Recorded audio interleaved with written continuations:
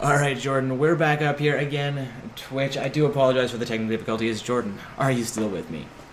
Yes, I am, Dark Herbs. Alright, and I see volume motion when you speak again. We're good to go. Apologize that there was just a slight misconfiguration there. I should have probably did some pre-tournament testing, but again, when you have cool new toys, you just want to plug them in and go sometimes. Again, I apologize. Again, guys, going to hand things over now, though, to Brick Panzer and to Jordan, since everything, I believe, is probably configured. If there's any kind of volume issues in Twitch chat, if one caster is way louder than the other, let us know and I'll do my best to get that adjusted. Hello there. Hello. Good Hello, evening. Brick. How are you? I'm good, how are you? I'm doing great, thanks. Looks like the Lulu will be locked in for the top lane and the Caitlyn for the ADC. And yes, it will. Dark Orbs, just one more question. What are the two teams that we have? It looks like we will see Death Junkies again on the red side. Indeed, and we have USA on the blue side for this matchup. Alright, so Jordan, it looks like we have a fair amount of synergy with knockups. You know, the Lulu Ultimate and the Gragas, it looks like it's a Gragas jungle. I believe that's been fairly effective recently. Have you seen that in yes, I have, actually. Recently in solo queue and quite a bit of competitive play, I've seen quite a few Gragases doing that tanky bruiser build in the jungle. And it is quite effective, considering that the tank meta, the jungle meta, is basically considered as sort of like a tank jungle meta with Sejuani, Gragas, Jarvan, Lee Sin, those type of champions right now. Wait, did you And say yeah, Nautilus? of course. Yeah, Nautilus, of course. And it is... Yeah, absolutely, very powerful. Recently, a lot of people, saying outright OP, definitely Sejuani. Seen a lot of vibe, being banned out. However, a few friends of mine dreading that new Teemo skin release. There's a new 1820. I believe we saw some promos for it. Just gonna be so many Teemo players. Oh no. Anyways, back to the matter at hand. We will see Jinx. I believe that was already locked in, but Nunu for the jungle. A very strong pick. So Voli in the top lane, Nunu in the jungle, Sandra in the mid lane, Jinx on ADC, and Janna for support. And over on the blue team, I believe it's Gragas jungle, Morgana support at the bot lane, over with Caitlyn ADC, Yasuo mid, and I believe it's a Lily top. Yeah, indeed, with the teleport, that would make the most sense. Interesting how the Yasuo Lissandra matchup works out. Both definitely receiving a big power spike once they hit level 6. Yeah, that's definitely a very interesting matchup indeed. Moreover, I think the top lane would be quite interesting, as I haven't seen too many Volley picks recently, especially one to be against a range champion who bullies and harasses melee champions a lot, like Lulu. Yeah, definitely. And what's great about the the Lulu harass is it's poke and it's slows. Also, gonna be great for her to get some synergy with the Gragas. See if she can, once he's got a good gap close. I don't know which of his abilities that is, but if he can get close enough and she can pop an ultimate, that'll definitely help him. And of course he can use his ultimate for a knockback if they flash. So, although if Voli is careful and good with his wards and spots a gank ahead of time, he does have that speed up, potentially to get away if he needs it. And he also has that really strong passive that regens quite a bit of health early game and late game. Yeah, it'll be interesting to see because I've seen Blade of the Rune King on Volibear before. Do you think he'll go straight tank at first? Build MR against Lulu? I think he might go for a Spirit Visage and maybe something like a Warmogs I've seen lately on some tanks. For sure. Possibly, and then maybe a Randuin's or a Sunfire Cape. Because once the Yasuo and Caitlyn start building their MTs, definitely going to need some armor. Nunu's fairly tanky as well, so. Nuna and Volibear is going to be extremely strong front lines, and Caitlyn being not having that much DPS in the really late game compared to Jinx by far, she's going to have quite a bit of trouble going past through Volibear and Nunu. Absolutely. And with their team having only one Ignite, which Yasuo has, he will probably have to save that Ignite for Volibear, and I hope Lulu will get a Morale Nomicon for the health reduction. Otherwise, it might be impossible to shred through those front lines, I would say. Especially with a Jinx Janna in the back line. Yeah, definitely. That Ignite going to be vital for slowing down his passive.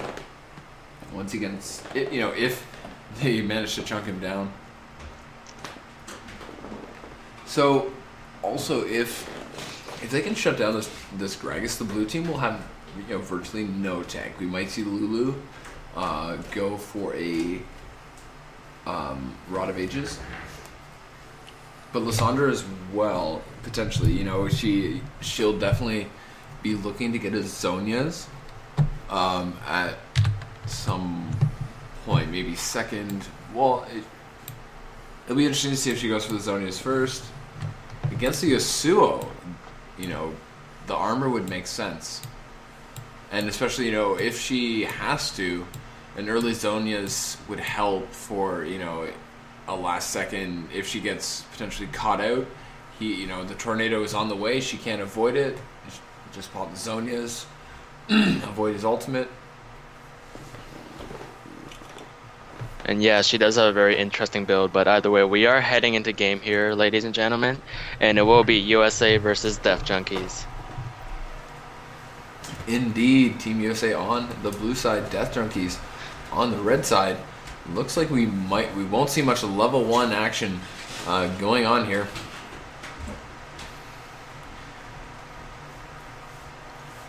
So in your opinion, be pinged out by that, seen by that ward. He does pop a ward over the back of the Dragon Pit. Yes, he does. In your opinion, which team do you think has the slight edge in this fight? Or in this game, rather?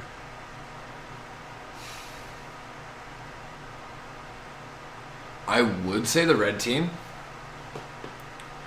However, if they can get Yasuo snowballing, the blue team, has enough synergy that team fights, if they get, a 3 or 4 man Yasuo all combined with the Gragas and Morgana ults, Caitlyn should be able to just stand in the background and pick people off.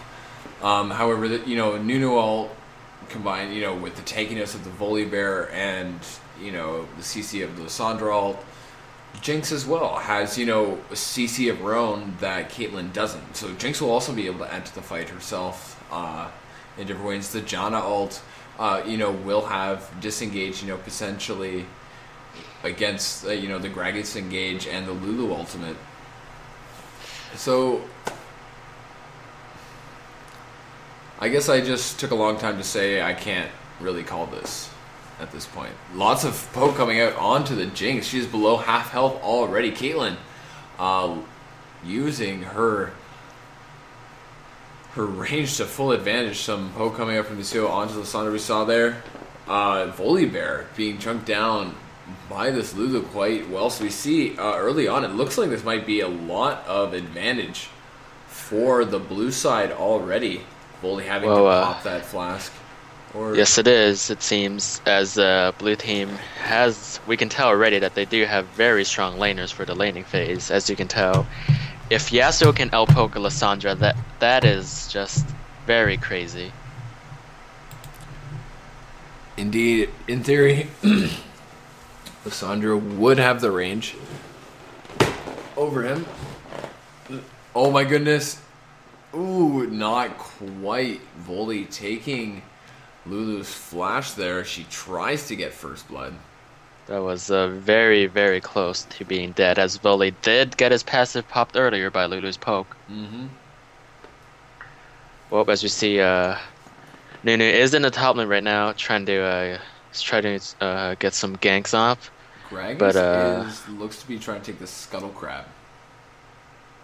Yes, he is actually. The Scuttle Crab is actually very effective at ward controlling, as you can't really kill it once it's up. And he did pick that up. Jinx taken fairly low. We see the Black Shield coming out from Morgana. I don't think there's anything coming at the... Lulu being flipped over by the Volley Bear, chunked pretty low, not finished off though. Lulu doing a good job of retaliating in turn. Both very low. And that will also be both flashes down for top laners. Ah. Might have been a flash flip over there, and Lulu might have had to flash to save her life, but... Lysandra with some nice lockdown on the Yasuo. He's trying to make something happen there. Doing her best to even up the health. Ooh, Yasuo with the knockup. Ooh, taking and turret Yasuo, hits. Very low. and Lysandra that will be picks up first blood. with the flash. Volley will go down. Lulu will go down after they pick up the kill onto... Volley went down first. They picked up the kill onto Lulu. 1-for-1 in the top lane. Well, overall, red team does come up ahead with 2-1. But looking back at that mid lane, I think that was a little bit of a misplay by Yasuo, as he did underestimate the turret range a little bit, and he did get snared up, and he did die from that small mistake of trying to zone her out a bit. Morgana as well, taking 2 turret hits over. The Janna Shield comes out onto the turret. That's below half health now. So that bottom lane definitely coming out in favor of the blue team. However, the Jinx poke hitting the Caitlyn. So definitely Lysandra coming out with that Seeker's Arm Guard, so she will go for the Zonias. But if you look at the farm, Yasuo is up 14 farm, so we'll see how this goes on. He picked up an Avarice Blade. And Nunu is trying to look for an early dragon, but he will be spotted out by a ward. Yeah, Janna and Jinx looking to make something happen. Lysandra does not follow up on her Q. There is a teleport by Lulu. The wind wall coming out. Ooh, the Lysandra all... Yasuo doesn't have this. He's only level 5. Nunu being taken very low. They won't get him. Jinx as well. Caitlyn trying to make something happen. Volley Bear is now in this fight, but already below half health. Lots of members of the blue team pretty low themselves. What ultimates are available? Janna ults down, Lysandra ults down. Ults are down all around the board. So Nunu might be in trouble here from this Caitlyn. Ooh, Volibear is actually going to be taken down by Yasuo with that ignite. That was a very nice catch by Yasuo, taking advantage of the red team being down near the bot side to save Nunu. Indeed, so the blue team is up 1.3 thousand at this point because that farm dish first. Although Lysandra engaging onto the Yasuo, is she? That No, will the be the Lulu Lulu. Will save him. She gets the poke, and that is another kill onto the Yasuo. Now 2-1-0. That'll be nice. He'll be able to pick up his status shift soon. Yeah, as you can look from the scoreboard right now, blue team is up a lot of gold. They are up around 1,000 gold just from the farm, and that can tell you how much stronger their laning is against the red team. Indeed, wow. Caitlyn at 60 farm, Jinx is at 19. So Caitlyn will be able to pick up that BF sword very soon. Jinx returning to lane with double Doran's Blade. This is very one-sided. It looks like Jinx wasn't able to farm under turret basically at all. Morgana doing a great job of bullying this bottom lane. We see the Dark Binding splitting them, the Tormented Soul getting damage onto the Janna. But also Jinx is below half health. Ooh, volley going hard onto the Lulu. I think his ultimate was pop. Lulu will flash away, gets the slow, gets the kill, but both go down. That will be a 1-for-1. And as we were mentioning earlier, mid lane, that will be Yasuo going down. With the kill. So that's very good for her.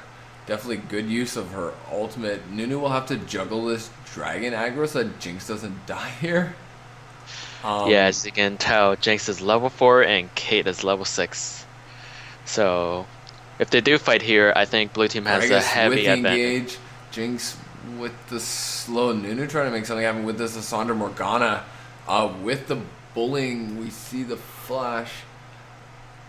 So, very good deterring. Caitlyn with the kill. Flash, Piltover, Peacemaker will connect onto Lissandra. A very good play.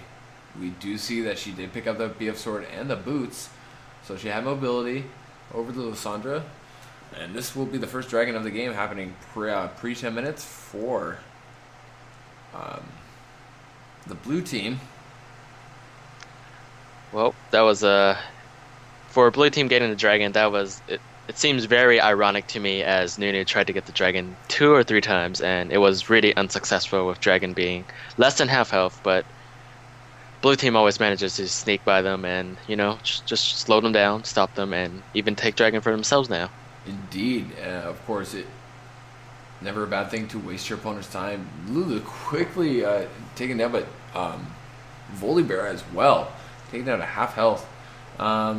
Yeah, it looks like Lulu is on her way to a Morellonomicon.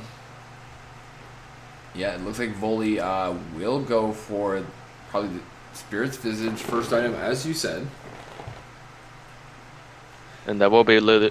That will be Lulu trying to fight Volley, as he did pop his ult, but Volley is out of mana. Blue team minions, though, with the Lulu ultimate will come out. If she hits this last poke, not quite enough.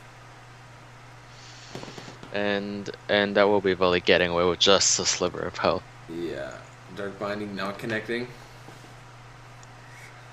So Lulu's going... well, she didn't have her flash available for the Yasuo ult onto the Nunu. Morgana ult interrupted. Yasuo with the kill onto... Caitlyn does have her ult up, but she needs 10 more mana for the ult. Oh, not anymore. She just used her net. Yeah, indeed. Jinx with the flash away. Lissandra with the engage. Potentially not working out in her favor. Caitlyn that trying will to be the flash ult. Yeah, the Dark Binding picks up the kill. Janna going down to the Yasuo for the double kill onto the Jinx. And that will be a 3-for-0 for the blue team.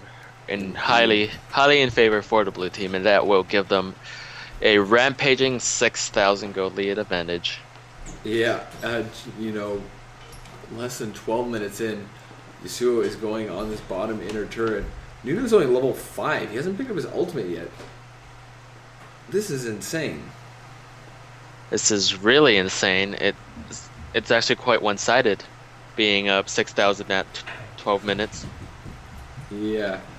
Objective-wise, Yasuo being taken down very low. Jinx is joining this fight. Volibear potentially in trouble here from this Gragas. Yeah, it looks like Lulu does do enough damage to pick up the kill.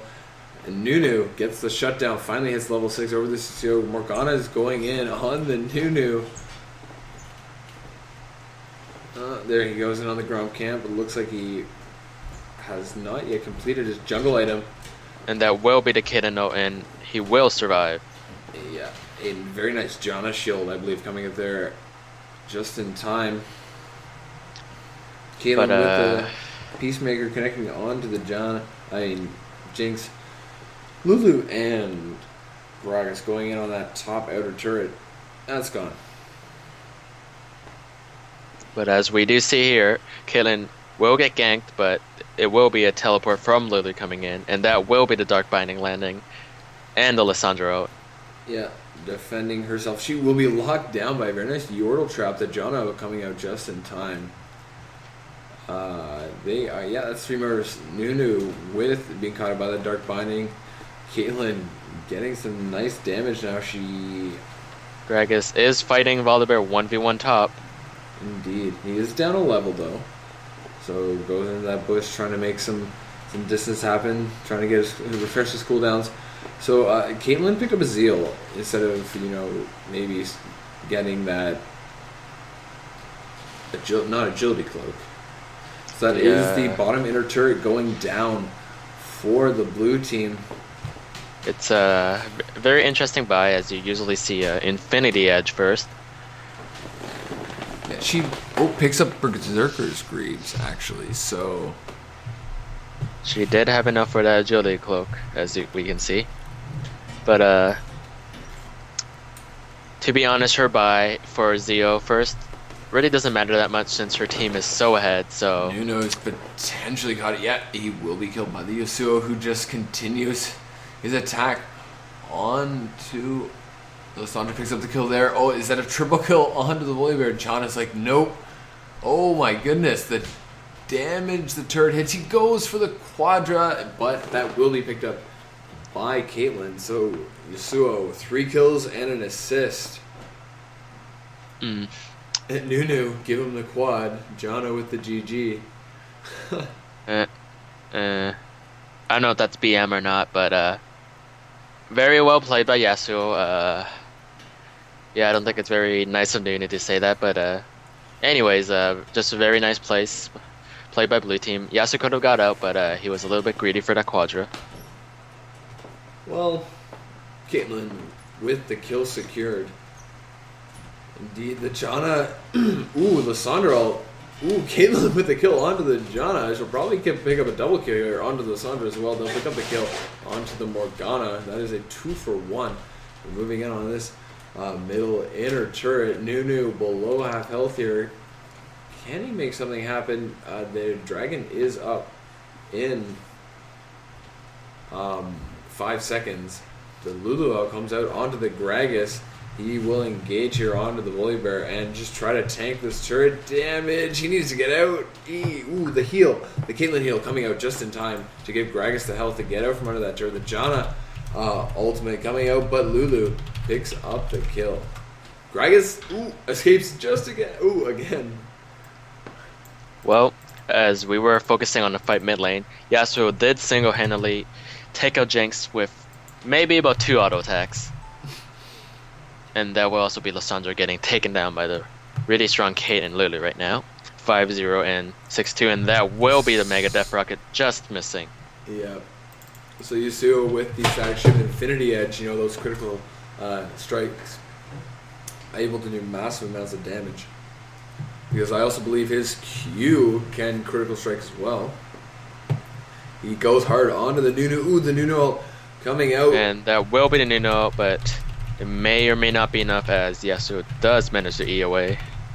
And he does have his Tornado up if he decides to use it.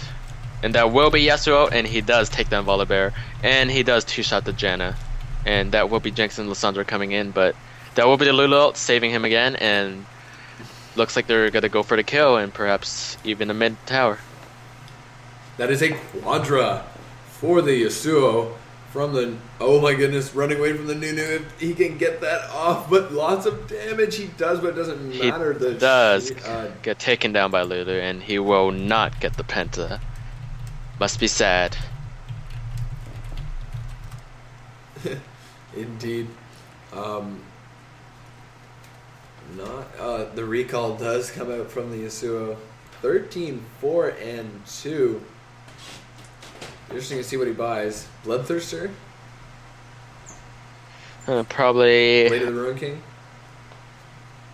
Last Whisper, interesting. Yeah, that makes sense. I mean, kind of. No one on the other team except for Lysandra really has armor because they haven't been able to buy anything. I guess he probably had the perfect amount of gold, probably. Potentially, yeah, that would make sense. He also has the highest farm in the game. Just one over the Caitlyn, though. She has completed her Infinity Edge. Definitely on, well on her way to the Static Shiv as her second item. Well, either way, the Berserker's Greaves. Yeah, he doesn't have tier 2 boots yet. Well, either way, it's a very action-packed game, as you can see. You know, there's been about 34 kills happening. It's 18 minutes, so about 2 kills every minute. So been kills and deaths everywhere and every time, pretty much. But for now, the game has slowed down quite a bit as teams are buying and regrouping up for maybe the final fight of the game. Yeah, it is also blue team are up 2 dragons to 0. Blue doing a great job of farming in the top lane. But Nunu will get caught out here by the entire blue team, and that So will with be the Nunu ultimate- going down. Yeah, it's another kill. But let's So- take this peaceful moment of not too much action, having a little flashback on the laning phase. We did notice that basically all the laners on blue team did extremely well. They played a really slick and perfect game. And Caitlyn was using her range to her advantage, and Volibear is having a little war out here, and he is teleporting to the enemy Wraith camp for fun, I guess. And recalling. Lissandra ult in onto Morgana, but the Lu ult is enough to save. Turret hits not quite enough. She does escape out of there. Is that Morgana with the kill onto Lissandra there? I believe it was. So Morgana now 2-9. Well, Very good. anyways, I believe it may be game here as blue team is looking to end, getting down the first Nexus tower and perhaps even the second one maybe. But red team did have quite a strong team comp, but blue team just played way too well. Surrender vote. And Coming that out will here be red team from the surrendering. Red team. So congratulations to the blue side. Congratulations. Very well played. Indeed. 30-7. The kills. Turret score. I don't believe the red team got very many turrets. Maybe 2, 3? I unfortunately didn't see the turret score there. Quite an impressive gold and kill difference, though. For the blue team, a very strong show, though. Yasuo sitting 15, 4, and 2 is huge for them. Indeed. The only one to hit double digits for his kill score.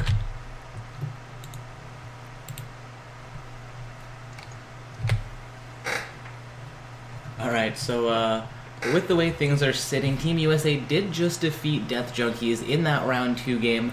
They do not yet have an opponent waiting for them, so we're going to jump into the matchup between C8, Non-Saiyan, and Time Devourers. And the winners of this matchup will face off against Team USA, who we just watched in round 2 as well. Did we see a championship Riven skin? So that's pretty cool. It'll be interesting to see if they will do it justice. All seeing the Headhunter Caitlyn and DJ Sona skin. Both very cool, fairly recent. Well, DJ Sona very recent, Headhunter Caitlyn fairly recent. And we are loaded into the game here. Again, C8 on the blue side and Time Devourers on the red side. Oh, apologize, just a little bit of confusion getting in Jordan. Back into the matchup here, he's going to need to spectate me, since we had to spect into a game that was already occurring. He should end up around the same time as we're at, actually seeing us at the very beginning of this match, potentially a little bit of a late start here. Well, Indeed. yes, I am getting into the loading screen right now, and I do see that really rare championship ribbon. Indeed. So it would be very cool to see if those ribbon mechanics in that matchup against the Cannon. So on the blue side, we've got Riven in the top lane, Zac in the jungle, Morgana in the mid lane, Jinx, ADC, Janna on support, and on the red side, we've got Cannon in the top lane, Sejuani in the jungle, Victor in the mid lane, Caitlyn as ADC, and Sona as support. It looks like Zac will be starting at the Krugs, and Sejuani potentially her blue buff. Looks like Riven might also be doing this Wraith camp, Morgana, might be helping out with a dark binding over the back of the Wraith camp there. Can Riven do the Wraiths get that level 2 and then teleport to lane? I think she probably can, but either way, the game's about to start here as everybody's just doing a standard jungle. But yes, Riven looks to be fine right now. I believe she can finish that, but recently I've been seeing a lot of Caitlyn, and it is also a Janna Jinx, which is very commonly known as TSM's bot lane if you've been keeping up with the LCS. Oh. I unfortunately have dropped off a bit in my spectating. Lots of poke coming out here onto this Sona, down to almost half health already. Jinx also with the poke onto the Caitlyn. So seeing some strong starts from this bottom blue team. Jinx is a very strong Poke-champ with Janna, as Wild Turtle and Lustbo does run that a lot. Yeah. They are a very strong bottom lane, playing together for a while. There's some nice engagement and damage coming from the Riven onto that cannon. But either way, it would be very interesting for me to see this Riven matchup, as I've basically never seen a Riven matchup in a competitive tournament.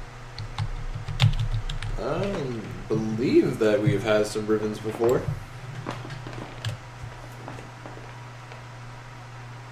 Something I would like to point out is that oh my goodness, the damage from Riven onto the Kennen, sorry. Very strong. You were about to say something. Sorry. I was just trying to say that Riven went the biscuit, so she dug quite a bit into the support masteries. Going for sustain. So it'll be interesting to see if that was a pre-existing or changed in champion select. Yeah, interesting. Yes, Kennen doing some poke, so definitely going to be looking to pick up as much farm as he can under that turret. Bot lane is also pushed in favor of the blue team.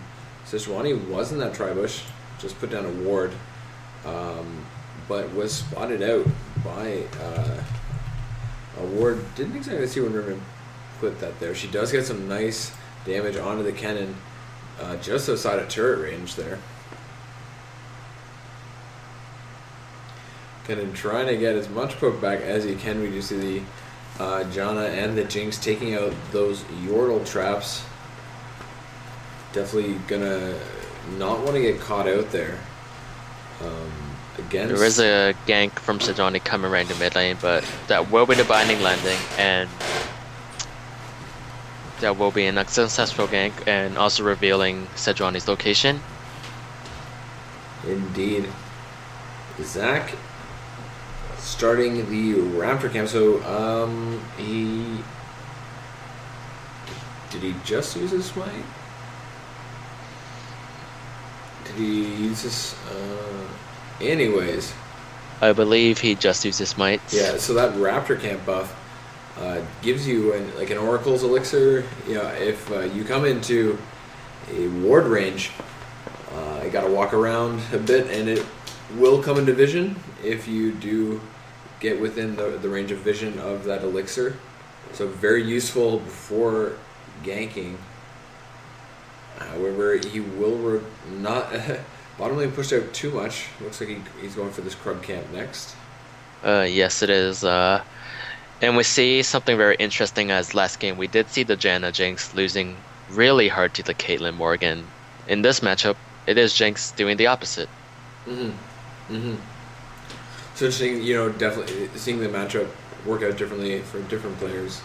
Yeah, so basically I've come to conclusion. Very nice Janna shield coming out there. Blocking. Yes, that was a very nice Janna shield. Peacemaker, just at the very last almost millisecond. So some excellent teamwork coming out there from this bottom lane. And this C8 on the blue side, and Time Devours on the red side. Sejuani is gonna gank top, and that will be her flash and the cannon out, and Riven only burned her flash for the cannon flash, Sejuani flash, and the cannon out. So That was very well played by the Riven. Indeed. Some good stuff. Slight gold lead for the red team. Not really seeing where that's coming from.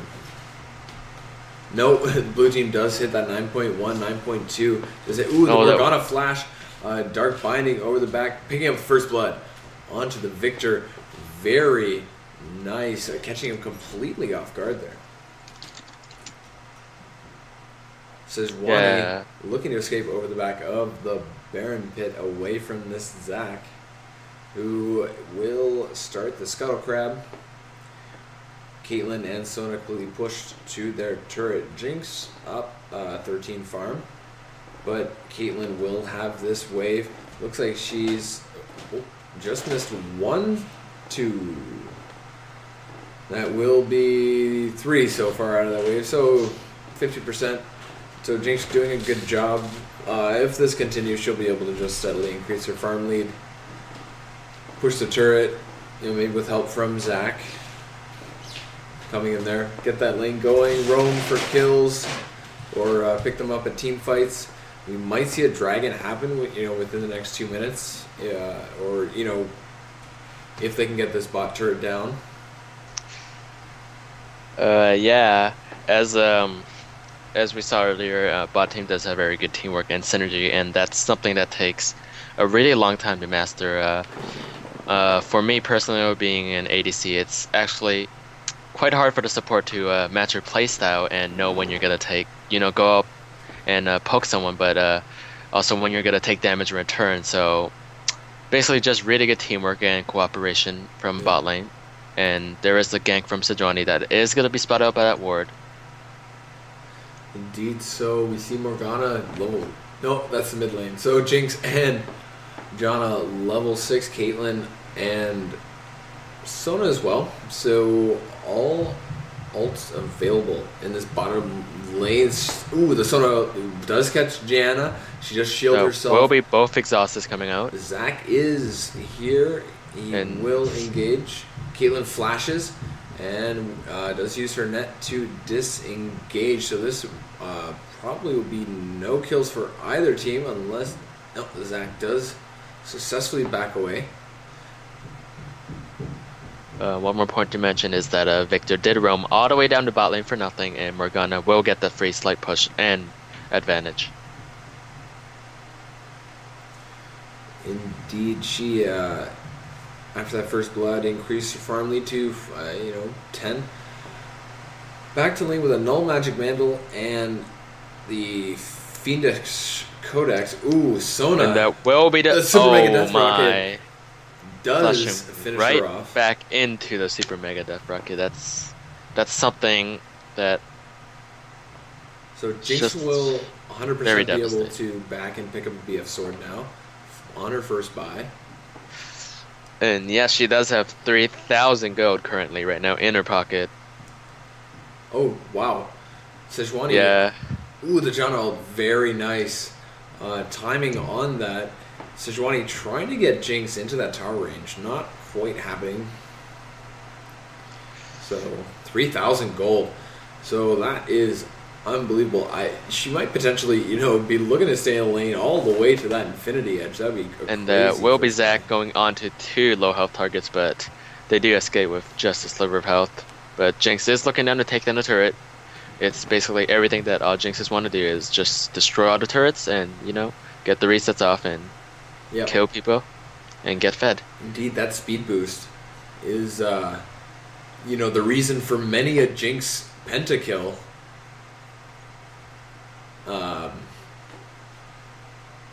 So, blue team standing 2 kills to 0, up about 1.5 thousand gold.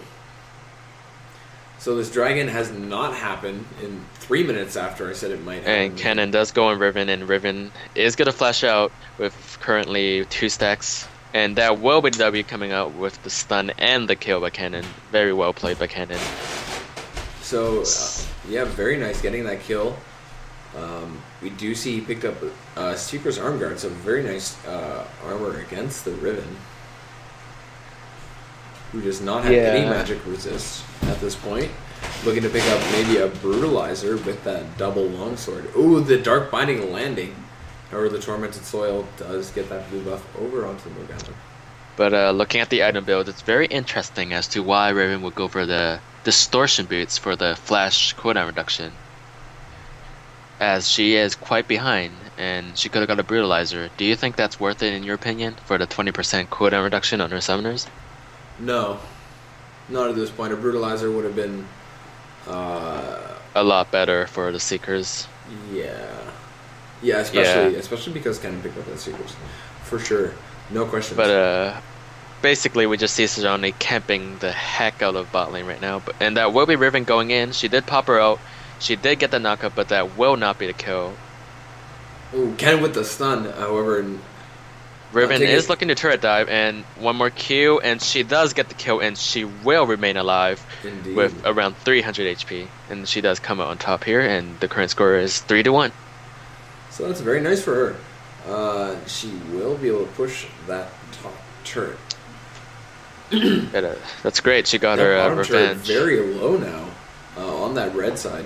Oh my, Sejuani is doing the around the route gank, and Zac will be there to back her up, and that will be the Janna Monsoon coming out, blowing Sejuani back, and Jinx is 1v1 in Caitlyn right now. And Zac flash and ultimate coming out onto this bottom lane. The Caitlyn heal. Janna with the knock-up. Sejuani with the Sejuani Sono landing perfectly on them, and that will be 2 down.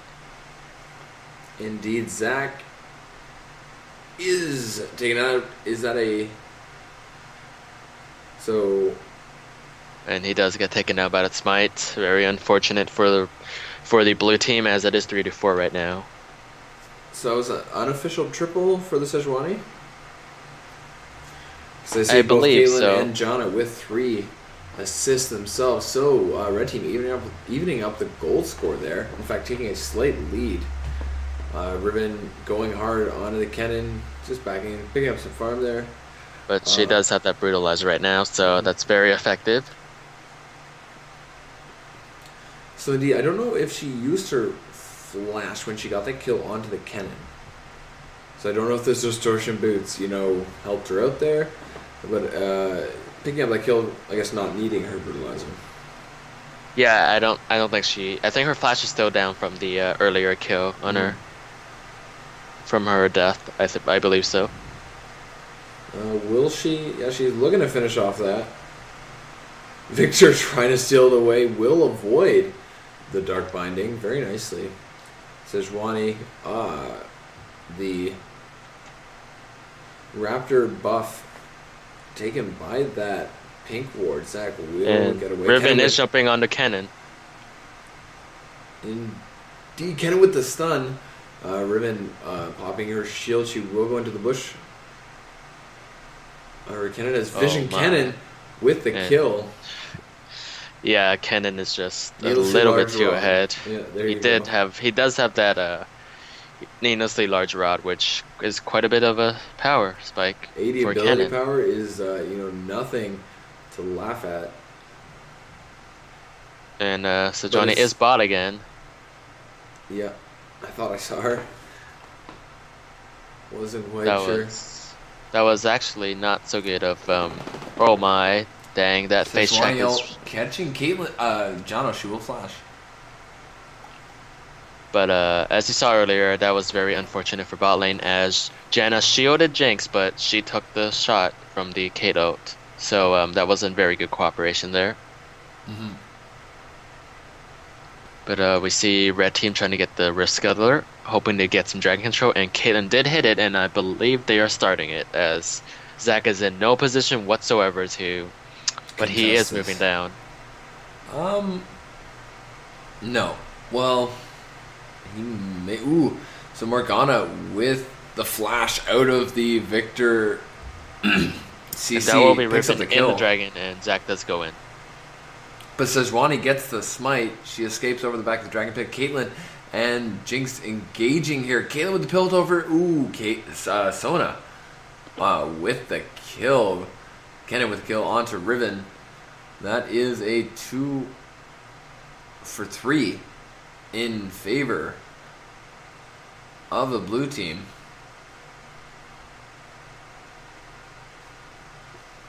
The red team. Sorry, the red team. Gianna has just now respawned. Jinx is up in a couple seconds. They also picked up the dragon there.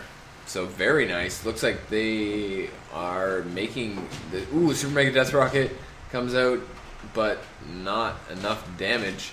That is the first turret of the game, going over the red team. And the cannon is converging onto the Morgana, but landing the Dark Binding. But that fight, very, very interesting, as it did look like blue team was gonna win for a moment, but tides turned really quickly because Victor was dead out of that fight. So it was a 5v4, but Jinx and Riven did get caught a bit. Indeed. Jinx did manage to pick up an Infinity Edge though, 1 and 2. Caitlyn 1-0 and 5. So she's got the Avarice Blade on top of that. But right now we just see Cannon bullying Riven tremendously, and there's a bit of... Sejuani very low by that red buff. Doesn't really care, goes on to the rapid buff. The health from her smite. Enough. We'll see this blue buff going over to the Morgana, who already has a blue buff. So...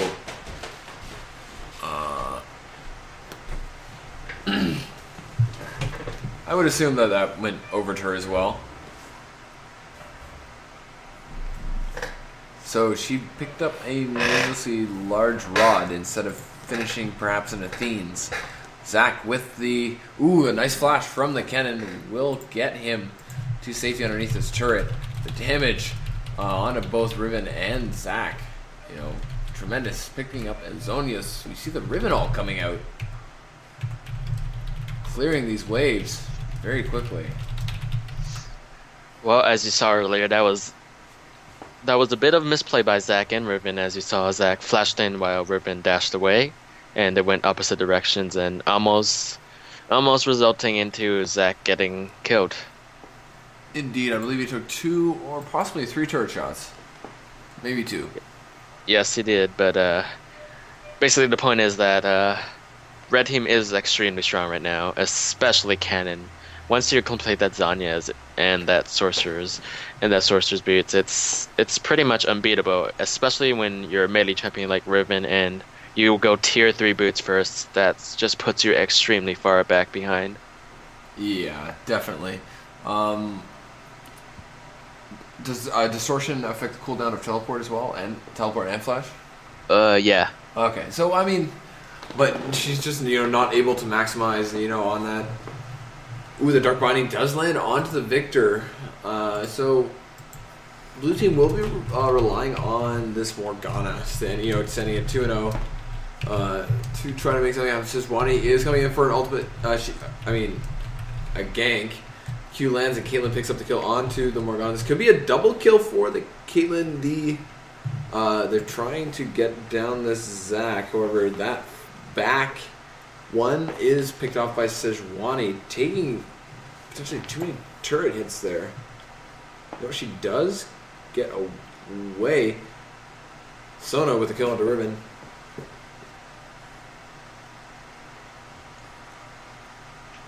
Jinx with the shutdown onto Sejuani, trying to make something happen here onto the Victor. However, she is taken down by the Sona.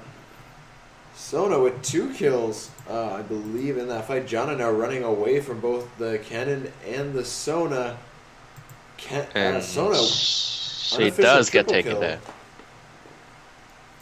Very intense fight, as basically everyone but Victor is extremely fed right now. Indeed.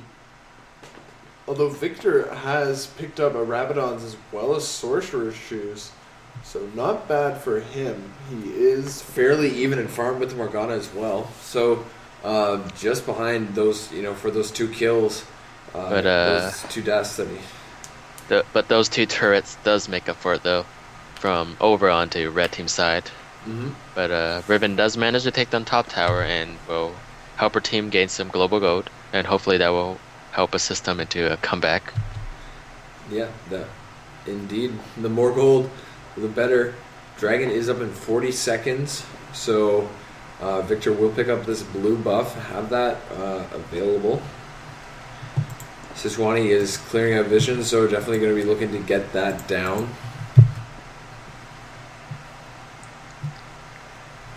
They do have the Dragon Pit nicely pink warded. Jan is going to try to get some hits here on to that while Sejuani tries to get this Scuttle Crab. She smites it. Interesting. And Zach does get away. Because did she have a double stack of smite? Yeah, it looks like her smite might be available in only 14 seconds. I believe you have a double stack of smite. Cooldown's only 14 seconds. I believe Zach also smited the Scuttle, and they do both have their smite up, as they did have both stacks. But question is, oh my god, Morgana does get Dragon with the binding. Wow, definitely a miscalculation there from the red team. Yeah, the sad thing was Sejuani even had her smite up. Maybe, not sure why she let that go through, but let's see, her binding did finish her Athenes. Oh yes, she did, but very well played by Morgana. Her binding does do 556 plus her tormented toil. So yeah, I believe over in my point of view, I saw Dragon go down to about 500, which is definitely in her. Oh my, there is a fight going on bot. Oh, Caitlyn with the ultimate. Oh, Zach with the block. Very nice. The Super Mega Death Rocket comes out. Victor is coming up behind them though, but he does miss the laser, and he just one-shots Jinx. With his ultimate, very nice. Sejuani taking up the turret, hits Sona with the heal. This will be the bottom inner turret going down for the red team. Victor with the double buff. Might go for a Void Staff or Seeker's Arm Guard. So Victor's going for Azonius himself. Kennen, Riven with the flash engage, the ultimate coming out. Kennen with the stun. Will Riven be able to catch up? The Zonius comes out. And oh my god, just Kennen, so much damage. Well, he did pick up a Haunting Guise, so that's very well played. Extra, penetration. Definitely gonna be nice, for that extra little bit of health. Once it's the Leandrews. Yeah, Haunting Guise is actually a very good item, especially for Kennen and Rumbo, as it gives you. Yeah, Yeah, it's very good as the slow, it burns them. So, just an overall extremely good item to pick up on. Nidalee as well. Nidalee's pretty good as well too. I think maybe Ari would go for a different build set, but anyways. Yeah, Ari might go for something else, but anyways, back into the game. Yeah. That is a cool Sona skin. I prefer the percussion. What's the red one? Pentakill? No. The mode. There are 3 modes in that new DJ Sona skin. Riven getting stunned out, but stunning Kennen, who backs off. Riven with the ultimate into the bush there. Yeah, she did pop that trying to fight Kennen, but unfortunately she had to back off as she was not strong enough to burst it. But you can tell how strong red team is when Sejuani runs single-handedly into the tier 2 tower. Yeah. Sejuani. But they are stuck between both towers, but Kennen does bring some minions to save the day and takes down the tower. Sona is taken down. That will be a shutdown over for Morgana. So basically all blue team is hoping right now is for Jinx and Morgana to carry this game. And that is absolutely possible, as Jinx and Morgana are very strong carries. Indeed, some nice poke from Caitlyn being chunked down extremely Jinx fast, being caught is by extremely excited right now. And no, the Janna tornado, sorry. Oh yeah. But Dark Binding lands onto Kennen. The Tormented Soil, it does get him down to below half health. Sejuani re-engaging onto the level 14 Riven. The Sejuani with the damage. That's crazy. She does have a Frozen Heart.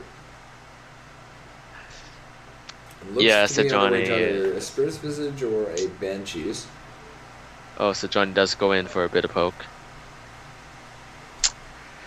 Yeah, Sejuani is still very strong, even though a bit of a nerf to some of her damage and her ult slow.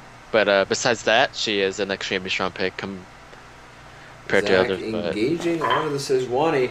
Riven with the follow-up, trying to make something happen here. She does. Sejuani does ult, and she is looking to take down Riven with that extremely offensive flash. Indeed. But she is surrounded, and Jenna does. And that will be Jinx getting the kill from the snipe all the way from base, from the other side of the map. Very well played by the blue team, catching out Sejuani and saving their fellow teammate Riven. And that was also, I believe 3 assists going over to the blue team as well. So it's a nice, almost double goal. As you can see right now, red team is throwing quite a bit as the last 4 kills have gone over to the blue side consecutively.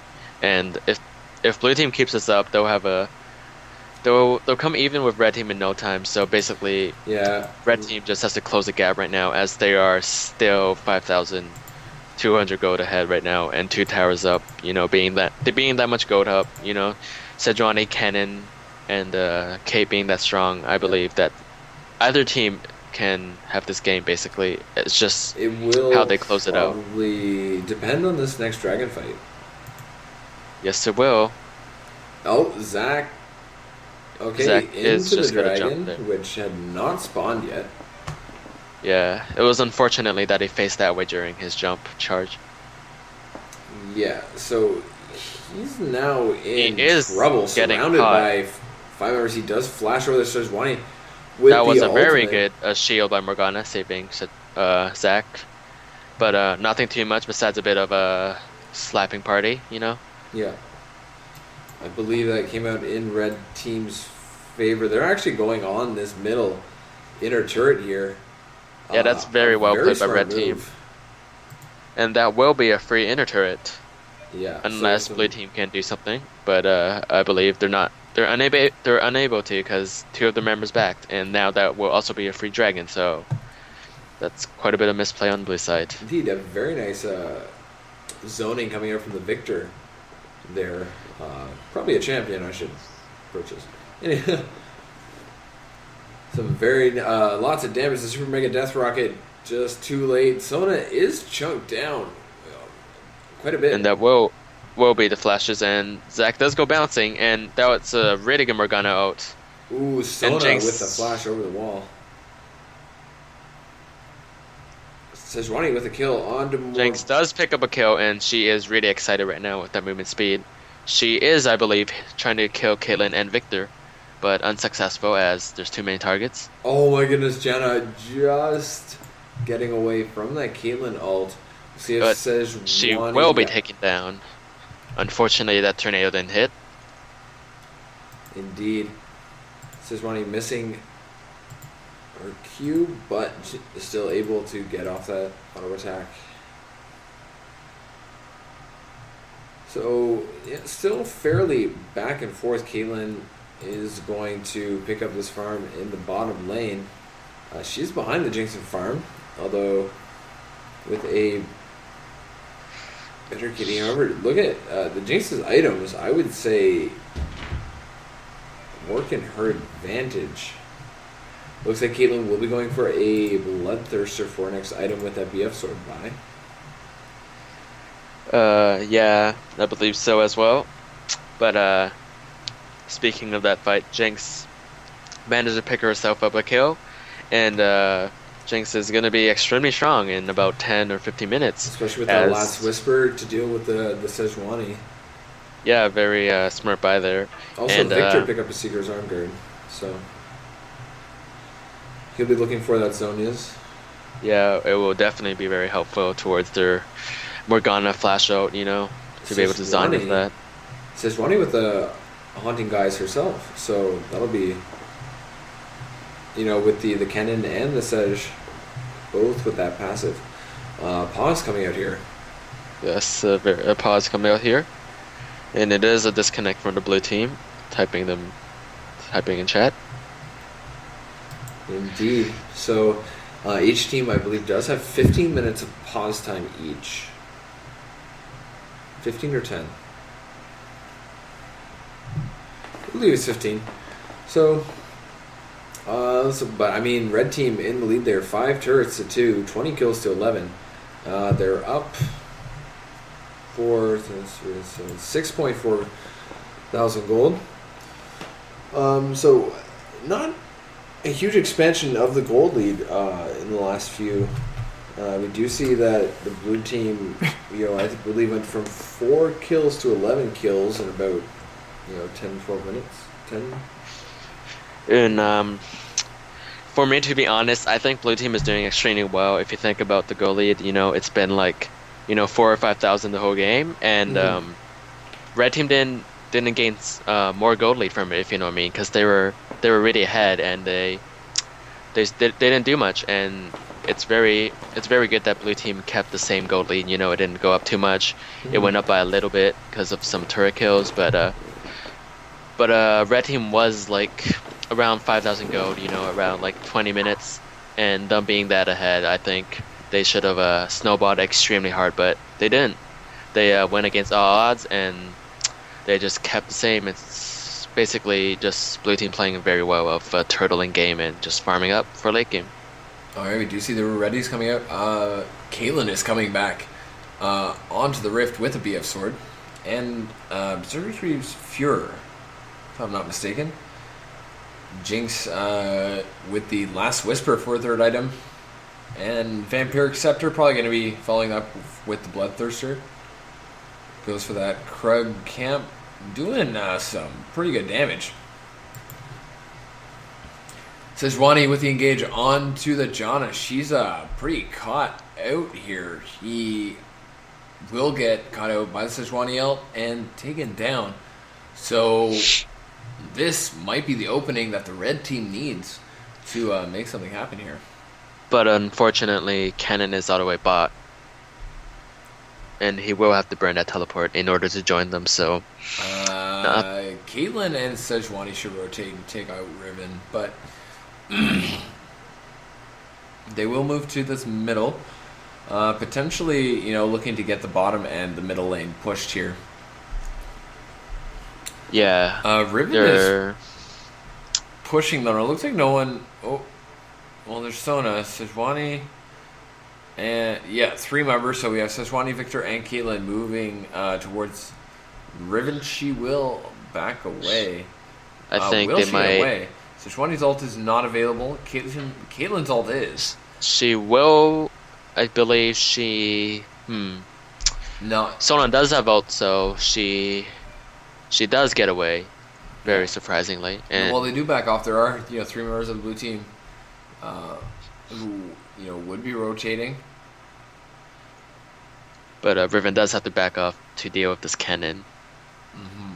So Riven finally picks up some magic resist. Did complete Hydra in the Last Whisper with the Brutalizer, so she'll be able to put out a lot of damage. As long as she doesn't get chunked down and just taken right out of the fight.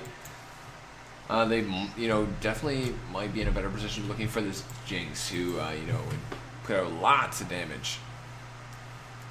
Yeah. Moving back a bit, you were talking about that Sejuani's haunting guys. Sejuani's one of the only junglers that are good with that item besides Nidalee, in my opinion, because that's an extremely good item for Sejuani. If you think about it, she does have that. I believe Fiddlesticks also can use it. Oh yeah, Fiddlesticks can, but haunting guys is very good with Sejuani, as she does have and 2 or 3 slows and her ult. Elise. Evelyn? Does Evelyn scale AP? Nah. Well, I think. But Elise also the hunting guys. Yeah, but Elise isn't too much in the meta right now, though. In the right now, she's fun, anyways. Definitely at the bronze level, you can just pretty much take anything in the jungle. But, at this level of play, we do see the Dark Binding catching the Sejuani. No follow-up. A little bit late on that Tormented Soil. So, Morgana with the Rabadons and the Zonias, well, the Athenes, definitely lots of damage. The blue team needs, a very nice team Morgana ult as well as, Riven so Zach is has getting something chased to, down. bounce around, and Riven, has, easy targets, for her ultimate. She will get Riven away. does flash. Flashing.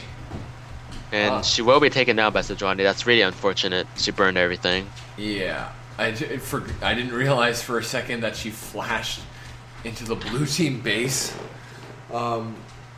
She is looking... Ooh, Sona getting the kill. We're just looking to waste as much of their time as possible. Dragon is up. Dragon is up. So But red team in a great position to get this. Janna will take out this... Ooh, and disengages from the cannon, who would have definitely been able to squish her pretty effectively. So red team starting on this dragon. They will get it practically to the entrance of the pit, chunk it down very quickly. The Jinx poke not coming through in time.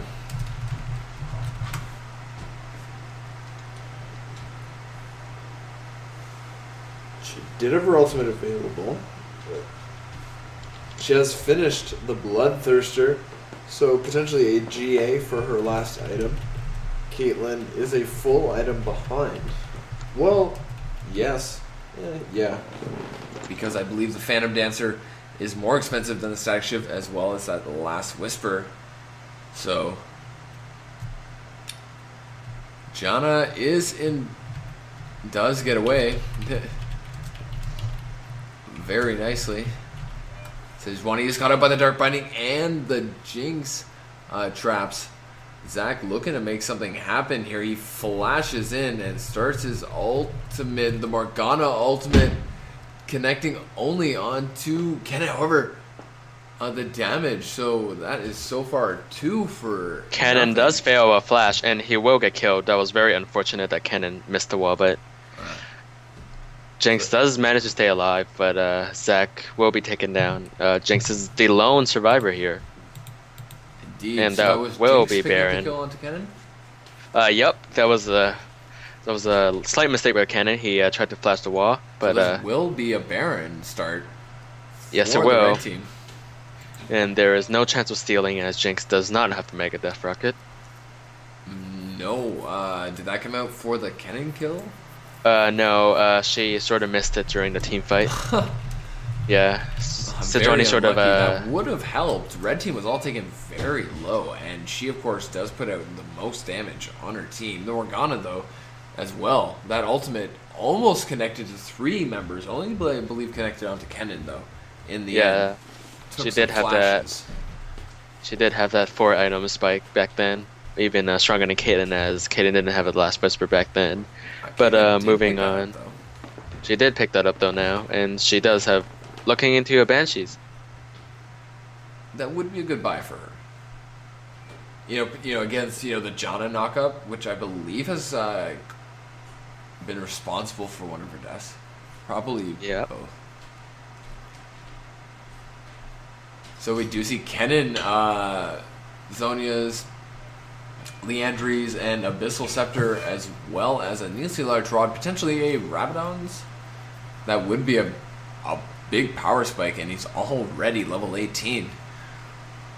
So Riven is waiting in the bush. She does engage, stuns, damage. Kennen does have to retreat. Caitlyn with the kill.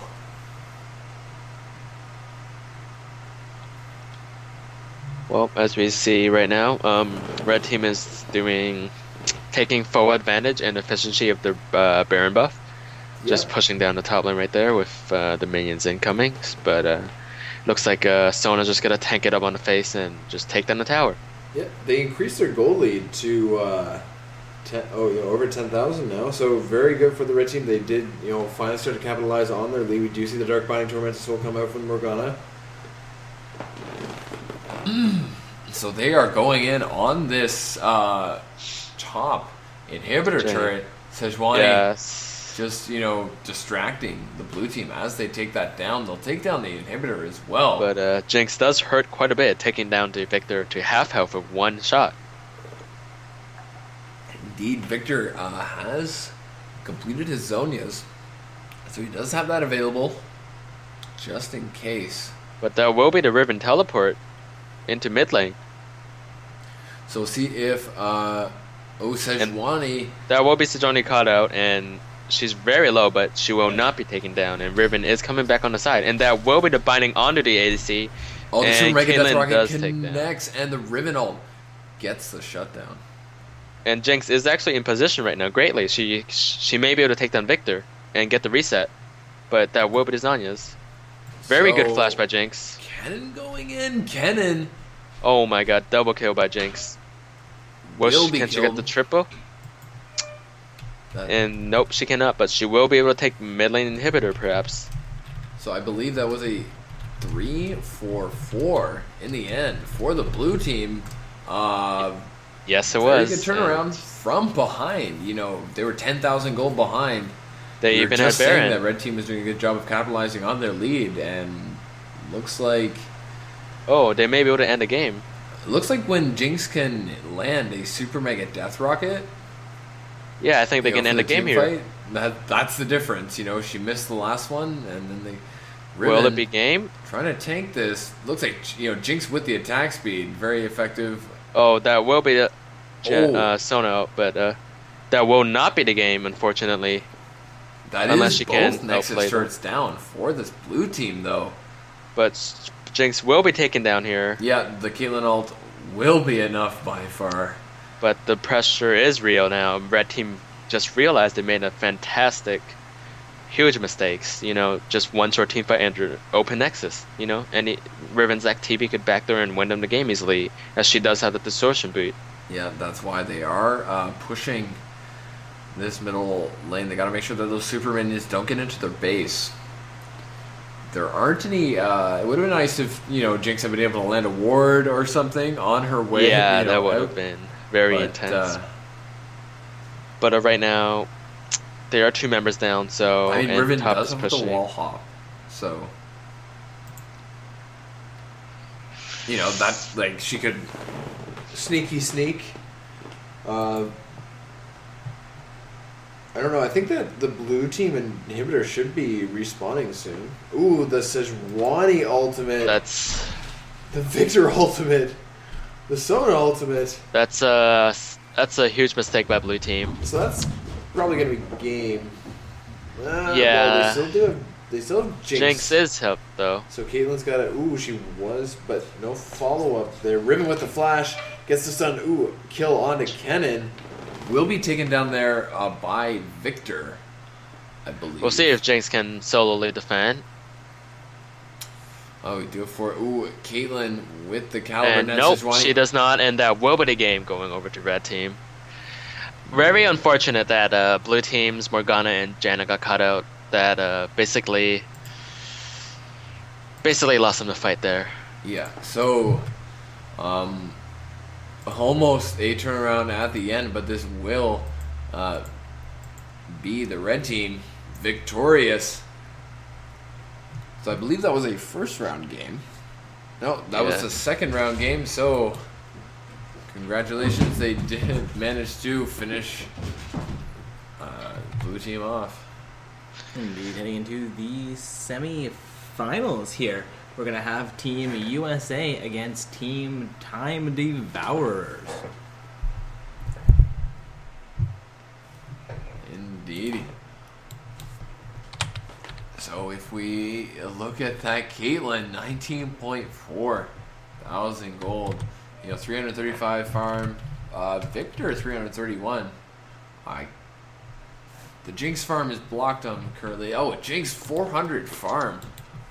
Wow. 18.4. So interesting. I guess those 9 kills, 16 assists onto the Caitlyn being enough to put her goal score over the Jinx.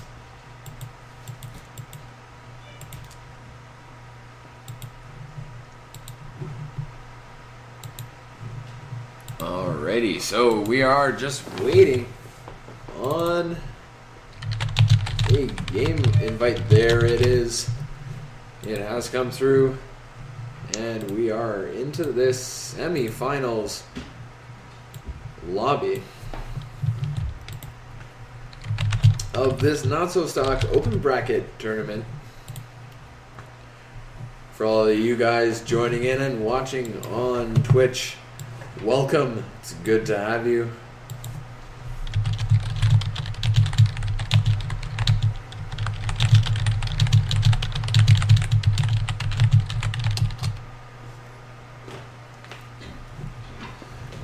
It looks like I will be the main man, Dark Orbs, and Jordan casting this next round. Jordan, are you down for the next round? Yeah, but I can't join because the lobby's full. We will just... I can join now. Okay, there we go. We do have Jordan into the lobby now. Jordan, it was great casting with you that last game. I will be... Yes, very interesting indeed, as we've seen both teams play now, so this is going to be a very intense matchup, as we saw both teams' victories. Very, very strong, very one-sided, and when two really strong teams collide, it's just one intense, epic matchup. When oh my goodness, when the unstoppable force meets the immovable object, cool things start to happen. But Dark will be joining us in a bit, so it will be you and I probably for this champion selection.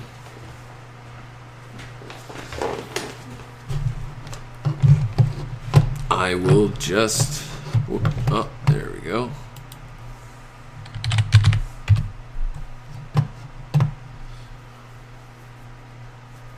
I'm just waiting on...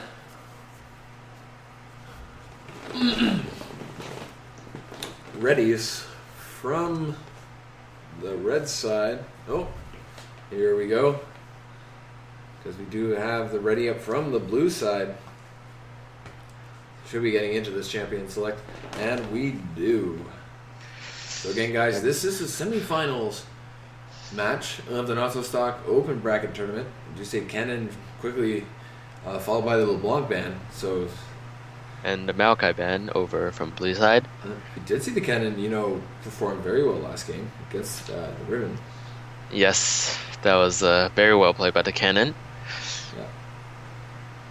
So sad to see the championship Riven skin taken down like that, but so be it. Yep. I believe just Cannon would have had the early game poke, advantage. And it is a Yasuo ban. I'm not very surprised about that ban. It was a pretty strong Yasuo plays. Yes, indeed. Just Sona ban. Unstoppable Yasuo plays, for sure. So, the Sona ban. What do you think? Is Sona worth a ban? I mean, and that's a Sejuani pick. So, very, you can tell that they're going for the late game already. Indeed, also, looking to take away that Sejuani from... No, yeah, because Darkle Farkle was Victor.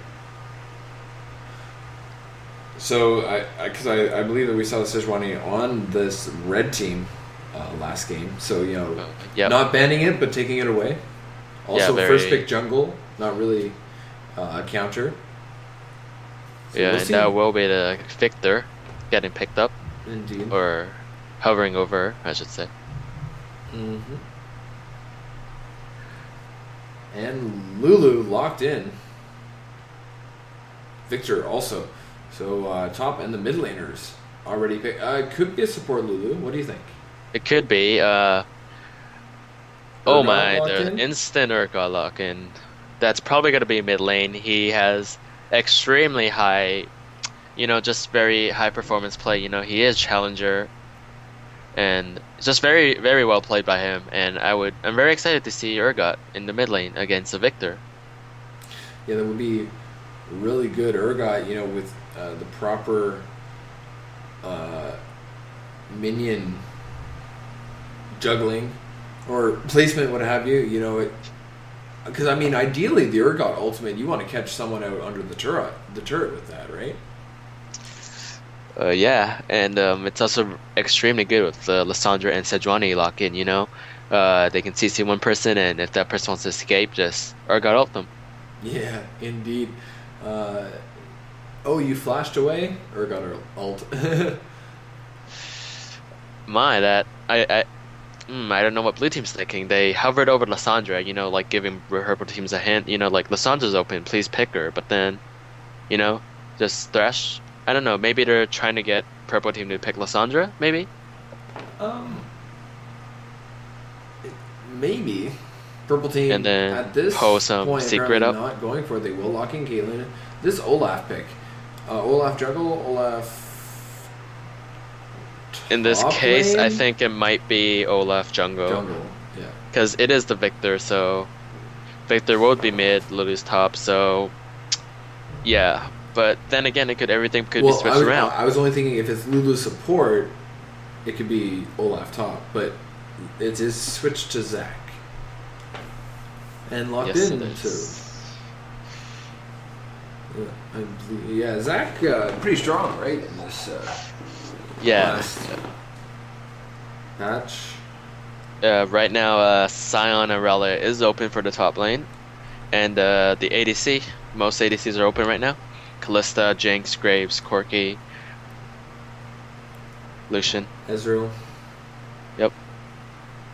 All very fun. Draven. Yep, the classic Draven. Gangplank. ADC Gangplank. Crit Plank for the win. So, Israel. It will be the Ezreal and the Vladimir.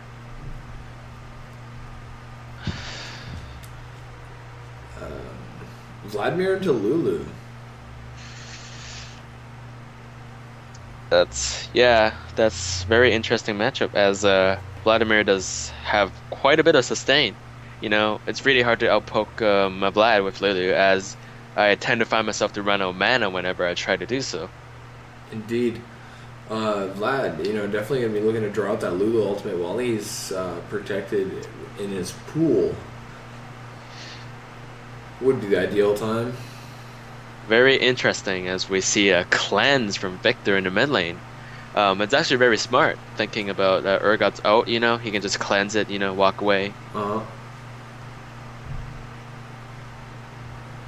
Indeed. Played a matchup as Nidalee against Malzahar in the mid lane. Should have taken cleanse. Didn't realize that Quicksilver Sash only builds into the Mercurial Scimitar.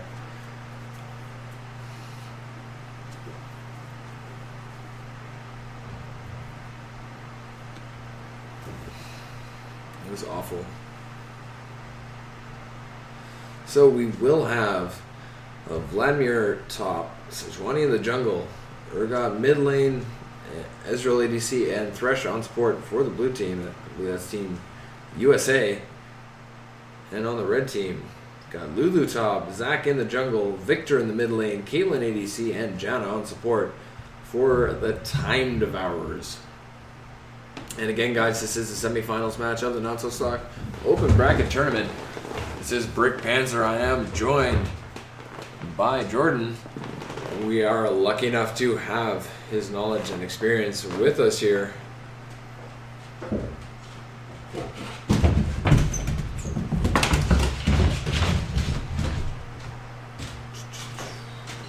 Well, we are getting to the game soon, but I think I just heard some boxes fall or something.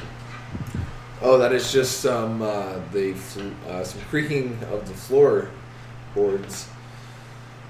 We are in the basement here, and we did pick up a new microphone. It is a much higher quality, so it is probably picking up those sounds that are fairly loud. I can hear it. Whoops. Oh. I heard that right. Yeah. I can hear all that through the headphones that I'm wearing, so apologies for the background noise there, guys. That is my empty mug. I had some water. Sounds like a bag of chips. Oh no, that's the floor still. I wish I had chips. Get some nice Doritos. Maybe some Lay's salt and vinegar. Maybe just get ruffled, everything. all dressed. Just get everything. One of everything, please. Yeah, With just take 2 your bags shopping of cart. ketchup chips. This is how people do it. They just take the shopping cart up and sweep everything off the shelf, and then you just use your Visa and tap to go. You know, get your taxi and dump all your chips in your taxi. And I don't have a credit card. It's not my route. But anyways, guys, I'm going to hand it over to Dark Orbs. So, again, guys, this is the semifinals, and it will be Dark Orbs and Jordan. Showcasing for you guys. This is Brick Panzer taking a break. I'll be back for the finals. Alright, guys. Looks like we are ready for our semifinal match here. It is Team USA, and they are facing off against Team Time Devourers. And of course, as Brick was saying, I have returned, and of course Jordan is here to assist me as we head into this semi-final matchup. Just 20 seconds of a spectator delay remaining now. well, very glad to have you here with us, and I'm really looking forward to this match as we've seen in our previous 2 games. They are both extremely strong individual teams with great teamwork, great laning phase, and of course great synergy and just overall great gameplay. And I'm just glad to have this fantastic match and to see who becomes the victor of this epic matchup. Indeed, kind of interesting that we have an Urgot, and I believe it's going to be in the mid lane for this matchup. Yes, it will. And speaking of Urgot, it's going to be very fun to see him match up against another very poke-heavy champion like Victor. Indeed, Victor into Urgot. It's not a matchup I've ever seen before. Not one I'm sure happens very often at all, especially with the prevalence of Urgot. We do see him occasionally, sometimes in the jungle, sometimes in the top lane. Mostly as like an AD carry or anti-AD carry style champion. Yes, he is. Also in recently in the LCS, we have been seeing some Urgot mid, so maybe that's where some teams will come up with that idea. Indeed, if it's coming out in the LCS, we'll start seeing it just about everywhere else, I would assume. So I'm kind of looking forward to this matchup, seeing how well Urgot makes himself, or how well Urgot works, I should say, as a mid lane champion here. He is an interesting champion. Once he gets his ultimate in that mid lane, any ganks, I suppose, should be fairly effective. Yes, it will. And we are heading into this matchup, and it will be USA versus Time Devourers in the semifinals. That early game pause comes out here as everybody, or some people, start making their way out of the base. Looks like Urgot, Thresh, and Ezreal not yet purchasing their items here. Might be a little bit slow loading into the game here. Well, it appears over at the blue side they're lagging a bit.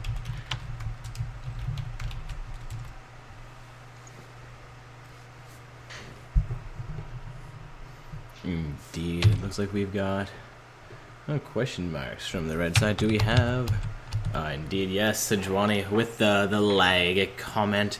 So that kind of answers why the pause has come out here, and we're not seeing those purchases made by 3 of their summoners. So again, just a little bit of lag coming out here from the blue side, looking to get that quickly resolved for them. Hopefully it, just disappears, as it tends to do after a moment or two. But while we're waiting for the pause, why don't we take a look at the laning phase? We should start off with top lane, as I was mentioning with Brick Panzer earlier about the Vlad versus Ludo top. Indeed, we will have Vladimir into Lulu, the junglers being Zac and Sejuani. Of course, the mid lane match, we were talking about that, Urgot into Victor. And then our bottom lane, I believe, will be Ezreal, Thresh, and Caitlyn, Janna. How do you feel about the laning matchups here?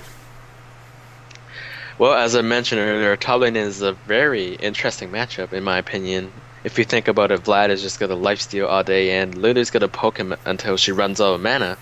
But in the end, in the early stages, Lulu's definitely not gonna be able to outpoke Vladimir's, constant E and Q sustain every couple of seconds, and pretty much he's just gotta run on mana and get out sustained. Indeed, Vladimir with huge amounts of sustain. I believe Vladimir does not utilize mana at all, correct? Yeah, as you can see in the bar over to the left, it's completely empty. He basically just costs his health to gain more health, which is pretty ironic. Fairly sustainable mechanic in most situations for him. Yeah, but he is a vampire, so I guess it would make sense.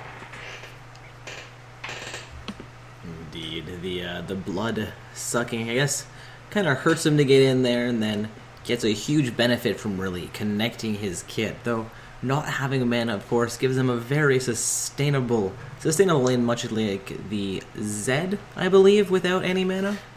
Well, we do see the unpause, but red team said they're gonna repause. Indeed, But there's like a little bit of a hiccup with the start here, though we're not seeing that repause come out from the Resolutes. They will begin the matchup here, potentially. Well, we are finally heading into this game of our semifinals. Indeed, and again, guys, this semifinals matchup is between Team USA on the blue side with Team Time Devourers on the pro side. Both teams going to be on a 2-game win streak, making it into round 3, the semifinals of play here this evening. Ooh, Vector putting on a show here, a little bit of a dance coming out, not quite sure. Good service. Who is that? Going to be Lulu. What skin does Lulu have on right now? I actually can't tell. She's in the bush right now. Indeed, seeing her in the bush, I couldn't even tell it was Lulu without looking down at the map. Yeah. But either way, there's been a lot of Sejuani picks lately. I looked at the nerfs. It basically reduced her. I think it was her W damage by like 0.5 or something like that, and they also nerfed her ult slow by 60%. Surrounding targets. Instead of 60% reduction seems fairly sizable, but 0.5 on the other skill seems like a little bit of a joke towards nerfing it. Yeah, it's a 0.5 Ezreal onto a snap trap there, though, and Urgot going to get some pressure onto Victor really early in the mid lane. Yeah, I really didn't expect Urgot to be to get that much poke on Victor, as he does depend on his E, the Noxian corrosive charge, and then spamming of Q.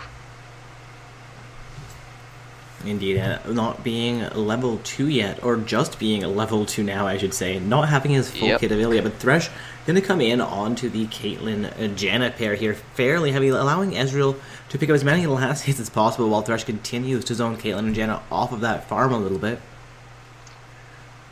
But as we were mentioning earlier, over in the top lane, Vlad's just going to sustain quite a bit.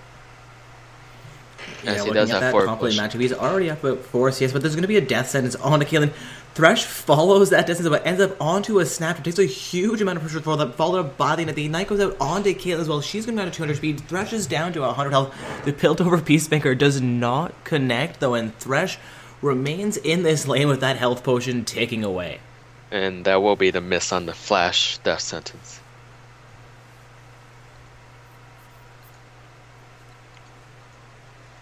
Thresh still playing this very aggressively against the Caitlyn. She will use her range to her advantage there, but Ezreal gonna land a bit of poke back on Caitlyn, keeping her very low against that turret, not gonna let her farm until he pushes this entire wave against her, and there are 10 minions there, I believe, but another death sentence from the touch. She will take a turret for it. I believe the Q does not connect onto him from Janna, though. Zac up into the top lane here. The pool already being utilized by Vladimir. I believe it's going to be his only escape available. No, he had his flash, so will be forced to utilize that flash. Will survive this top lane fight, but it takes a lot out of him there. That will be the death sentence and the flay, and it will also be top lane getting turret, though. And unfortunately, Lulu missed this in the top lane. Very unfortunate. Lulu missed her glitter lance by about 0.5 inches, and that would have been truly a death sentence for Vladimir.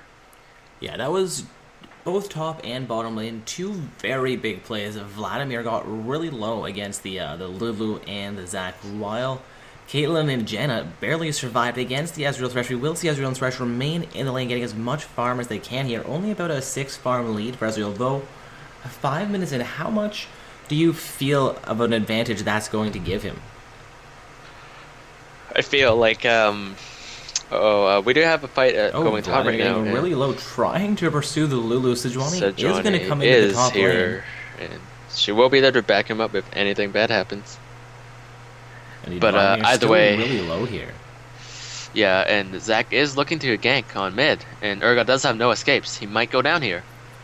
Urgot, yeah, is really extended here. The trap from from Victor not going to connect. And he does get away. Available. Will flash back towards that turret. Zac trying to get a little bit more damage here. Urgot nearly coming back into range. The laser from Victor does connect, putting Urgot down to 100 health again. But Victor was forced to use that cleanse from earlier, and Zac is going in onto Urgot, and he is taking turret shots, but I think Urgot will not be going down. That will be the flash from Victor, and he will not be going down. There. Sejuani is going to kill down Zac, and that was very misplayed by the purple team over there on the other side. Just very miscalculated. Oh man, yeah, Zac went full ham there. Victor was a few seconds behind him. Zac's passive underneath 2 turrets. I didn't know that the turrets would actually hit the Zac pieces once he was down, but seeing that happen, really not a great situation for him to be in. Victor pretty lucky to escape that with his life as Sejuani came in to assist her guy. That was very unfortunate, as you saw Victor, burning his flash for nothing, miscalculating his Q damage, as Victors don't normally max their Qs. They put 1 point in Q and max their laser. Indeed, the laser from Victor, a decent amount of damage coming out normally. But as we see right now, that is a death sentence landing onto Janna, and the Lantern coming out. That will be the Ignite. And Caitlyn does land some poke. Into the bottom lane. Ooh, Ezreal does go down to the Piltover Peacemaker. What's so unfortunate was that Ezreal had both summoners up, and he didn't use either. Yeah, and we see Sejuani into the bottom lane a few seconds earlier, or Ezreal lasting a few seconds longer, could have really changed that fight up for them. Lulu also getting some pressure into the top lane here against Victor, but Thresh and Sejuani trying to re-engage into the bottom lane, going to force Jen and Caitlyn back underneath their turret here, but not really have a huge effect in the bottom lane. Ezreal already back up here. We're only 7.5 in this game. Death timer is really not all that long at this point in the game. Makes his way very quickly back out of the turret without boots, no less. The base movement speed on Ezreal apparently fairly impressive. Yeah, Ezreal did pick out the tiers from the other buy on the last, but in my opinion, I think Ezreal is a bit behind in levels, but besides that, he should be okay. Ezreal's Ezreal's one of those champions that you can't get too behind on, but if you get a little bit behind, that shouldn't affect your damage too much. But we do see Vlad taking down to 50 HP, and he will not go down as he does Sanguine Pool out of there, just barely from that Lulu picking up on. Indeed, the Vladimir escapes so far in the game have been really precise here, escaping every situation against Lulu or against Lulu and the Zac with at least 50 health remaining. We do see him teleport back out into lane here, trying to maintain against Lulu, seeing Lulu still at full health with about a half mana remaining. She's in a pretty good position, though. Vladimir doing a decent amount of damage here. Gonna try and trigger down. Vladimir's also down to half health, though. We see a bit of pool come out here. Lulu down to 2 health, but she will get safely back. No! What just finished Lulu off there? I believe it might have been the Vlad ult. Does his ult do some sort of passive or degen damage, like delayed damage? Let me just pull it. I'm just gonna pull it back there and see. Apologize, guys. Not as familiar with the full Vlad kit as I could be there. Looked like Lulu was safe, but as Vladimir backed off, a little bit more damage applied, and she did go down. He's now going to pressure that top lane turret, but Caitlyn and Janna Gonna get some pressure into the bottom lane as well here. So we see a Builder Speeder come out, but does not Oh, connect yes. onto the Ezreal. Yeah, I checked. It is the Vladimir ult. Alright, so indeed, That, ulting the Lulu did secure the kill for him. Vlad ult is sort of like a Zillion bomb, so basically you get killed. It's sort of like a plague he puts on you, and you die from it. Oh, Zach into the middle here. Urgot in a lot of trouble here. Does go down very quickly there. We're now seeing a 2-for-2 kill score. Still a fairly close matchup, though the first dragons also go down. I didn't even see that one happen. Blue side, that is Team USA securing the first dragon here. They've got about a 700 gold lead overall. Looking down to the lanes, Ezreal still a tiny bit behind, though Vladimir doing really well against Lulu. And Urgot, despite that first death in the mid lane, up about 20 farm on Victor. That's just... So yeah, Zach is getting charged up, and he did hit Ezra that, and that's... Here with a teleport coming down from the Lulu. This is going to be a huge bottom lane fight. And Janna does go down, though, and it's still a 3v2. A 1-for-1 exchange there as both supports go down. Janna first followed up by a quick kill onto the Thresh. Lulu teleporting down to the bottom lane, kind of changing the fight around, looping back around into the Sejuani, tries to re-engage against the Caitlyn, but Caitlyn failure here, throws the ultimate on Ezra. I believe that is successfully blocked by the Sejuani, however. Yes, it was. However, Ezreal does get poked even lower now from that Lulu's glitter lance, so I believe they're gonna have to back up from this turret. Yeah, we could see the first turret going down momentarily. No, the first turret does go down in the top lane. Vladimir, left alone that long, will be successful taking the top lane turret down, but Lulu and Caitlyn should secure this turret. But Sejuani is back into the bottom. They could get forced off. Sejuani getting rid of with a death sentence onto Caitlyn, followed up by the flash. She tries to flash, but not going to be enough, though. Unfortunately, Ezreal is out of mana.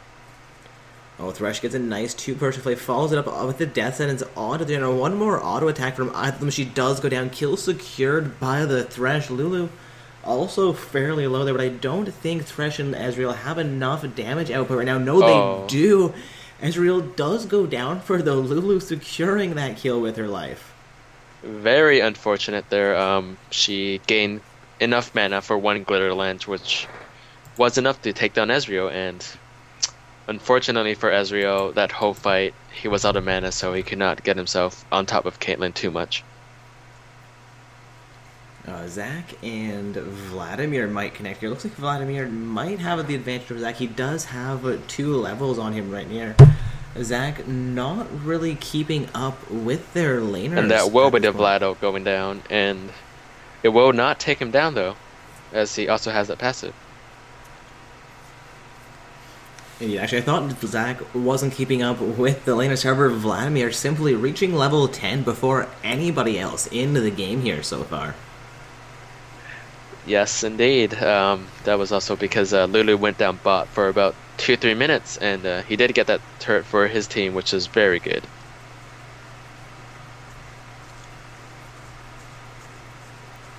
Thresh and Sejuani looking for a little bit of vision control there. The site ward they drop does spot out a vision ward placed down by Time Devourer as they quickly clear that one out. Caitlyn also looking for more pressure in the bottom lane. Gonna get as many last hits here as she can. Ezreal forced back, though, as there is not a turret hit here. I apologize, a turret here.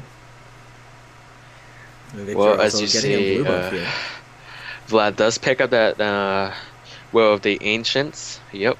And he's going to be a lot stronger now. He's going to heal even more with all his abilities from that spell vamp. Indeed, having the regen there going to be fairly good for Vladimir in the top lane, on top of the regen he already has built into his kit. Also, we saw Victor pick up blue buff for his team, while Sejuani picked up her own blue buff. What do you feel about the blue divergence here? That's the second blue buff we've seen go over onto Victor. However, there's going to be a fight into the mid lane. This blue might not be as secure as it was looking. Victor down to just below half health. Zach also very low here underneath that turret, though we will see his passive activated. That Victor ult does hurt a lot. Oh my. And they will get the Zach kill, and that was very well played by Urgot, as he did manage to switch Victor into them. Indeed, But I guess Sejuani making yes, the well- right call there, taking down her blue as Urgot now has one of his own from the red side. well, I guess you could say that was all planned. Lulu forced into the middle here, trying to keep this turret alive. They are going to leave Vladimir alone on the top, but he might secure the first inner tier turret. And that will be Sejuani diving in. And the E does land, and look at that damage. One more E, and that will be Ludo taken down. Urgot does go down as well to the turret shot. Urgot exchanges his life there indeed for that third kill, but Meanwhile, Caitlyn gets in bot really lane- low here, forced from the wrong way from her turrets. Might be able to get out, however. I believe Ezreal has more mobility than he lands the poke onto Caitlyn as well. Jaina also getting very low here. However, the jukes from this Caitlyn are apparently strong. She will exit that fight through the trap, which I believe says no. Ezreal ships back is over the chasing wall down though. from the top. Thresh side, going to and- tank the turret for Ezreal, looking for at least one kill here into the bottom lane. And they do get a kill. And Dark Passage gets Ezreal safely out from underneath the turret as well. Zac, however, into the top lane onto Vladimir again. Looks like he can take a decent amount of pressure from Vlad. And also, despite Vladimir being all alone in that top lane for the last 2-3 minutes, the turret is still up. Vlad can actually possibly 1v2 if he does get the pull off. And unfortunately, no, he wasn't able to steal enough health from the spell vamp that he has. Indeed, not quite enough there. He does go down. We're now seeing that 10-7 kill score in favor of a Team USA. They are about 3,000 gold, currently 1 turret to 1, and though USA does have the first dragon, looks like Sejuani might be initiated onto the second dragon, though Jenna is going to spot this out, might try to contest it. Zac also coming, no, I apologize, Thresh coming into range. They're trying to assist. The Caitlyn ultimate comes out, connects onto Sejuani. Sejuani getting fairly low, but Janna And also that will not be the- very healthy. Does Urgot go does down take the to kill. Urgot. Yes, that was very unfortunate. Teleport coming in from Victor. This should be a blue side team fight. Victor has one more laser off. They're not quite enough to secure the kill onto Sejuani. Caitlyn forced the flash out, or they'll followed up by the Vladimir coming in, though the Caitlyn will be going down to the Zac Vladimir. does flash Sejuani over. really low, gets the dash in the wall, but Lulu secures that kill. A 4-for-1 exchange here so far. Lulu might be able to pick up a few more kills, though Urgot and Thresh both very low right now. Blue side will re-engage And onto that this was dragon. Was a 2 summoners burned by the blue team. Flash from Ez, and I'm heal from Ez and Flash from Thresh. And then they will But chase down 2 Lulu. summoners for 4 kills. A pretty good team fight there for Team USA. They do secure their second dragon here as well, which, what is the buff from the second dragon? It's the 15 damage to tower and buildings. Oh, a nice death sentence there onto the Lulu, and they do have that additional siege potential from the second dragon stack now. So we're going to see Team USA looking to make their way down the middle here. They might fall off the siege. Urgot actually getting really low against the red buff here, but he will secure that for himself. Yeah, as we saw earlier from that fight, Urgot hurts a lot, and I might even consider playing him in solo queue mid myself. He has a very fun champ, as many can see, obviously, as he just basically smashes his Q keyboard. Indeed, a big fight breaking out in the middle of Vladimir. Might be the exhaust does go out onto him. He does go down to the Zac here. Sejuani now 3 versus 1. The Q from Janet does connect, but is not quite enough to secure the second kill.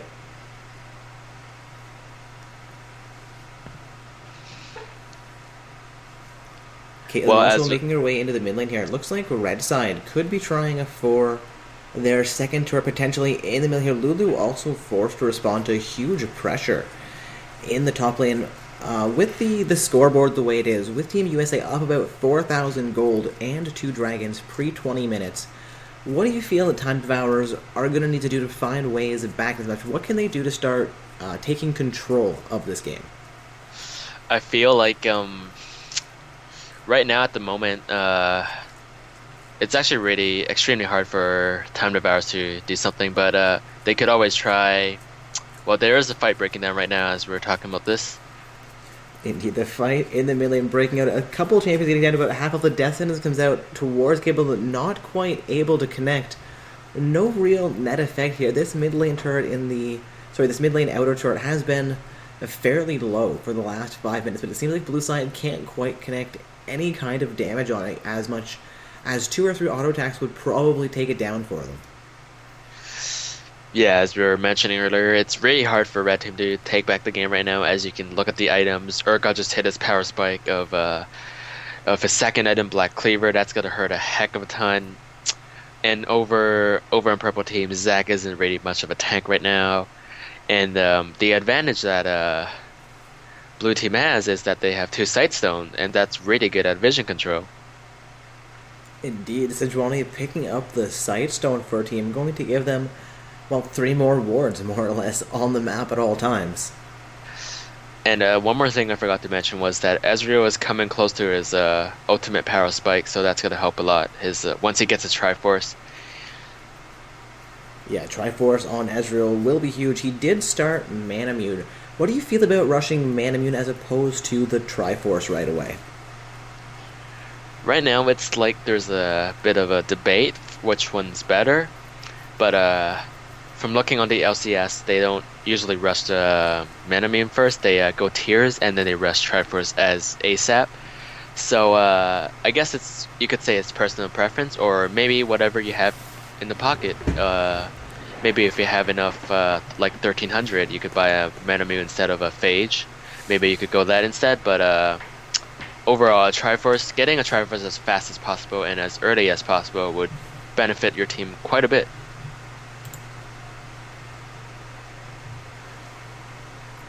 Oh, that red side outer turret in the mid lane finally going down here. We did see Zac engage a little bit early, trying to stop the engagement or the siege from the blue side. However, not quite effective. The turret does go down. Janna now caught out of the box, comes out from the Janna going to flash away. There is Victor.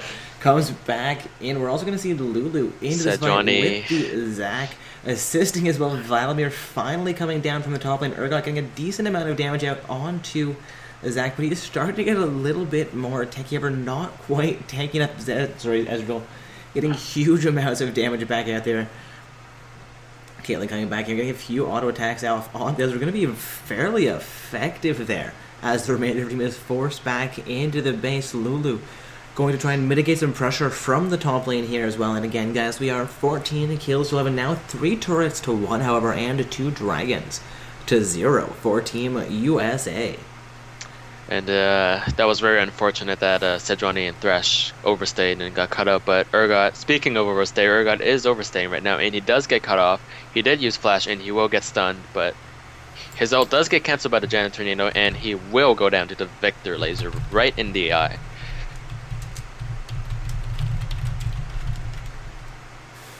Indeed, we see Zac engaging onto the Raptor camps here. While it looks like Victor and Janna might be overextended, Thresh gonna go full ham there, lands the play and then the death sentence. Victor throws the laser, but it's not going to be enough. Ezreal picks up another kill there. Zac potentially in trouble now. The death sentence connects, and Thresh follows that up, gets the Flay. Sejuani is still on this teleport coming out from Vladimir. Zac still alive here, his passive just now being activated. Caitlyn trying to get into this fight while Janna blows an ultimate, connecting it onto 4 team members from USA. A great ultimate from Janna. I'm gonna disengage this fight. That was a legendary Thresh hook. Indeed, the other Thresh hook onto Zac following up into that pit was really well played for him, getting into range. That Thresh throws it onto the Lulu here though, and Vladimir comes in. This should be a kill, but she uses her ultimate. She might actually get it. That goes through the Summoner Gate. Thresh getting real low here as Caitlyn lands another pilt over Peacemaker. The laser comes out from that's Victor very here, sad. and Vladimir actually goes down. Very sad indeed. The Lantern just disappeared, and he just got left in there alone. However, they have exchanged Vladimir's life for that 3rd stack onto Dragon. And yes, that will give them the extra 5% movement speed, which is very good when you're in control of the map and extremely well. But if blue team keeps getting picked out off, red team's gonna have a comeback, as you mentioned earlier, how they would do that. But Urgot is shredding Zac right now, and he is gonna go down. Yes, he will. You need a huge counter jungle play there by the Urgot. He will be converged on by three Oh my members. god, he kills of Time, but Caitlyn. Caitlyn goes down. That is a huge play for the Urgot.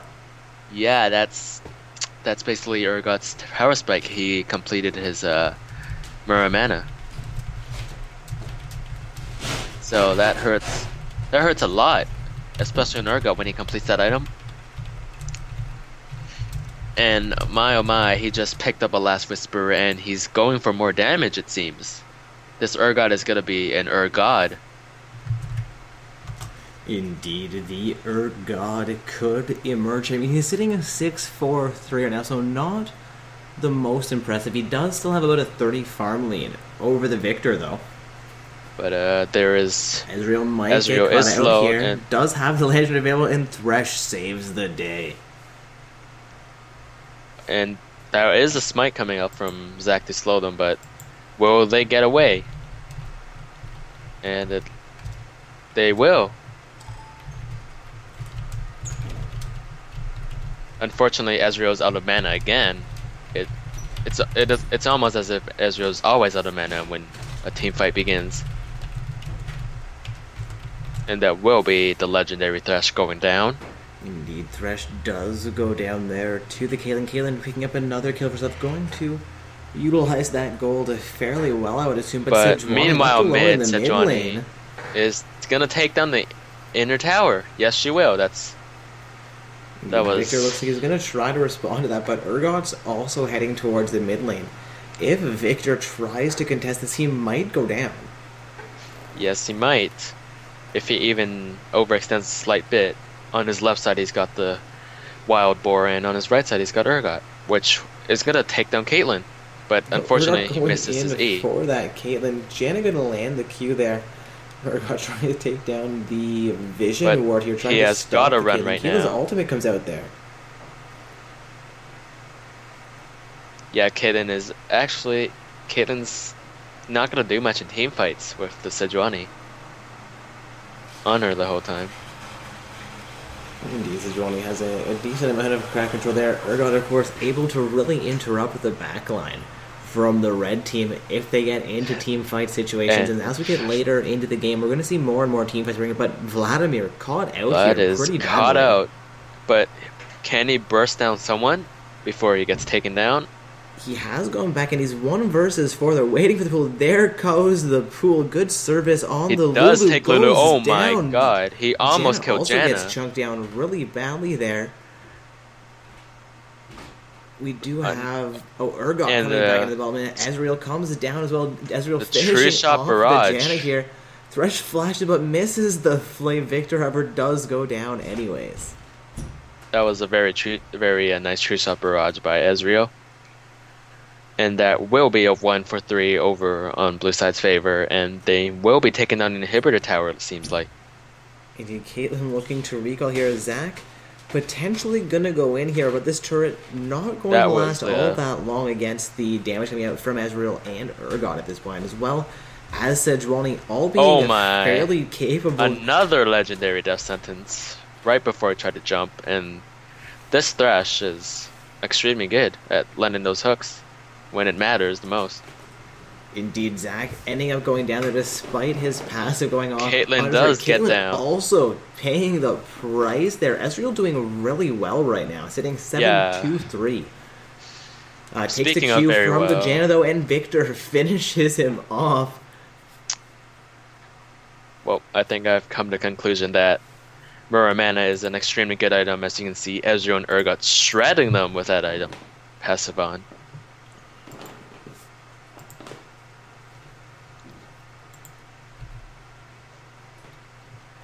Indeed, we're now seeing a 23-17 kill score for the West. So I guess Blue Side have actually been ahead most of the game. We've seen the Red Side doing it fairly well, trying to come back over. They're now down 3 Dragons 0, 6 turrets to 1. Only down 6 kills, however, it is about an 8,000 gold difference here. We are looking at Blue Side potentially looking for their first Baron or first inhibitor turret in the next big play. Yes, and the Dragon Nestles are coming up in about 30 seconds, and that may also be the fight. But wow, Thresh landed that max Oh, the range death sentence onto Zac again. Janna after gets the jump. killed by the Urgot E. Oh my, another death sentence. How many death sentences does this guy land? Oh, Urgot gets the double kill there. Victor still alive here, coming back Another and death gets the ultimate sentence. from the Lulu. Urgot ends up going down there to the Victor. We do see Caitlyn try to come in, goes down to Ezreal though. Lulu and Victor very low, trying to defend this turret. We see Vladimir coming back in though. Ezreal and Vladimir with Sejuani also coming down the mid lane should be able to secure the first inhibitor turret here. All I can say is this Thresh is stunning me with his... He hasn't missed a single hook in like the last 10 minutes, I believe. I saw him flash engage and miss one not too long ago, but some of these hooks have been really great. He's had a really high hit percentage for sure, and when he lands them, they really seem to count. We are indeed seeing that first turret go down around these inhibitors. The team fight will continue. Janna blowing an ultimate there. Lulu going to do her best to get out of here. Might still go down to 200 health, but I believe that's all the damage they've got. Zac comes back in. Ezreal getting really low here. So Johnny's trying to force Zac off of Ezreal. Caitlyn coming back in, doing as much damage as she can. Janna also taking huge pressure here while she tries to control the fight. The inhibitor is still alive, but blue side will re-engage onto the ultimate comes out from the Caitlyn. Will get blocked by Vladimir, though. Ezreal still alive here, picks up that inhibitor for his team. A really big, another great play there for Team USA, seeing them do really well in this matchup. Yeah, very intense matchup, very intense fight. Dragon is up, Baron is up, and Ezreal is getting the red, and he may be killed here, actually. But he will get away with a close call. But if Red Team might be smart about this and, rush Baron, but as you see, Urgot is trying to two-shot that Janna, and he does do it. And that will be the Urgot that's perfect. But Urgot might be in trouble here now, though. The Dark Passage does come out. We'll see if he can take it. No, that is going to be Urgot going down. We are seeing two members of USA also into the Dragon Pit. They will secure their fourth Dragon stack to 0 over Team Time Devourers.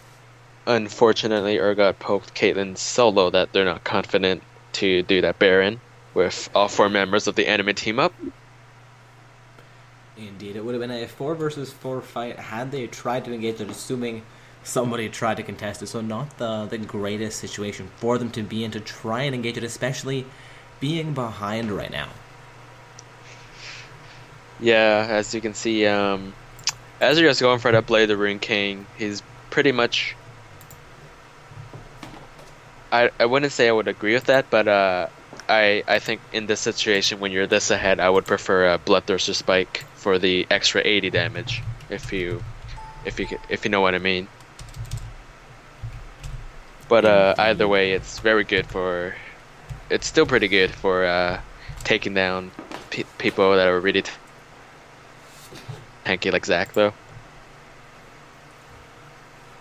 Yeah, not seeing Zac really completely damaged. No, we will see him actually finish off the Spirit Visage. He does have the Warden's Mail started as well, but that death sentence from the Thresh again going to be followed there. Victor goes down to the Ezreal. We'll see as Zani's coming from blue, but not be enough to save her life. The ultimate out from Janna, as well as the Q connecting there on to Vladimir, but it's not going to be enough to save her either. Oh my god. Now trying to make his way back towards the base. So this mid lane inhibitor down, they will begin to focus onto the Nexus turrets. This could be the game.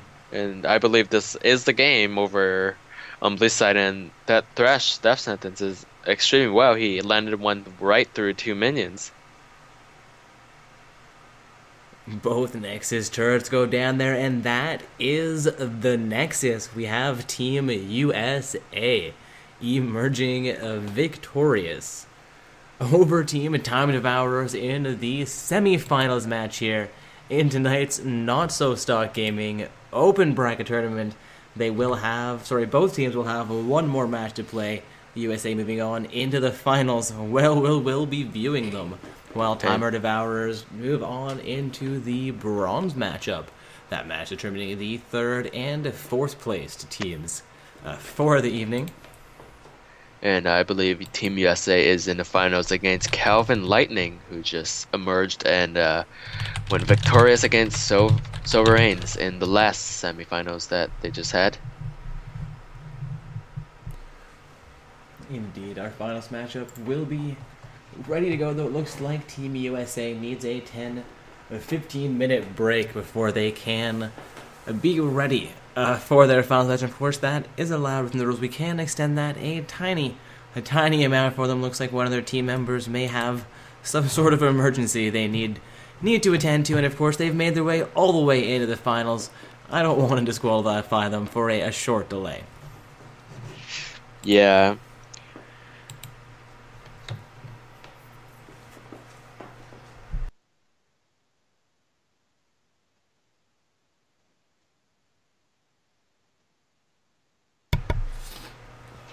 Alright, so I do have my invite into the finals. Jordan, do you want to stick around for one last match here tonight? Yes, I will, I believe. Alright, gonna get that invite out to you momentarily. And I believe as we get into champion selection, Brick will be joining you again. But until then, I shall remain, and we'll go over what we've had so far in tonight's tournament. Looking down the bracket here, we did have, I believe, 15 teams starting out tonight. Of course, we're down to our final 4 as we're into our finals match right now, or at least sitting in the lobby for our finals match. We're going to have a little bit of a delay until the finals matchup is ready to go, which I'm okay with. Hopefully you guys are all right with as well. Of course, our bronze matchup also getting itself set up here. The finalists in tonight's tournament are Team Calvin Lightning and Team USA in the matchup for the finals. That will be following on the stream, as well as Team Sovereigns and Time Devourers in the bronze match.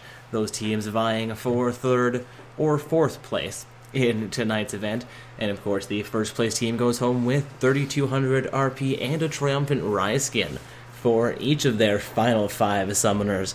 Then the second place team gets 2,400 RP for each of their final 5, followed up by 16 and 800 RP for the 3rd and 4th place teams, respectively.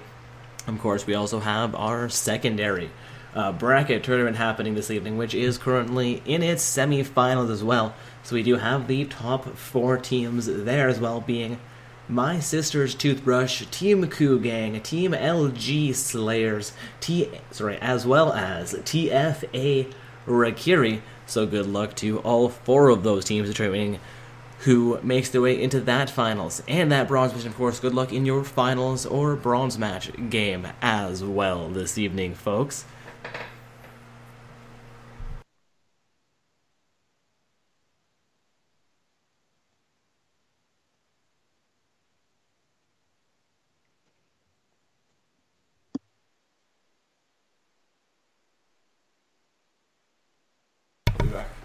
Alright, we do have 8 summoners currently in the lobby, and we did have a memo that one summoner from Team USA going to have a slight delay here. So just looking to see who we get in the lobby, how long we're gonna be here, and then of course we will have our finals matchup underway.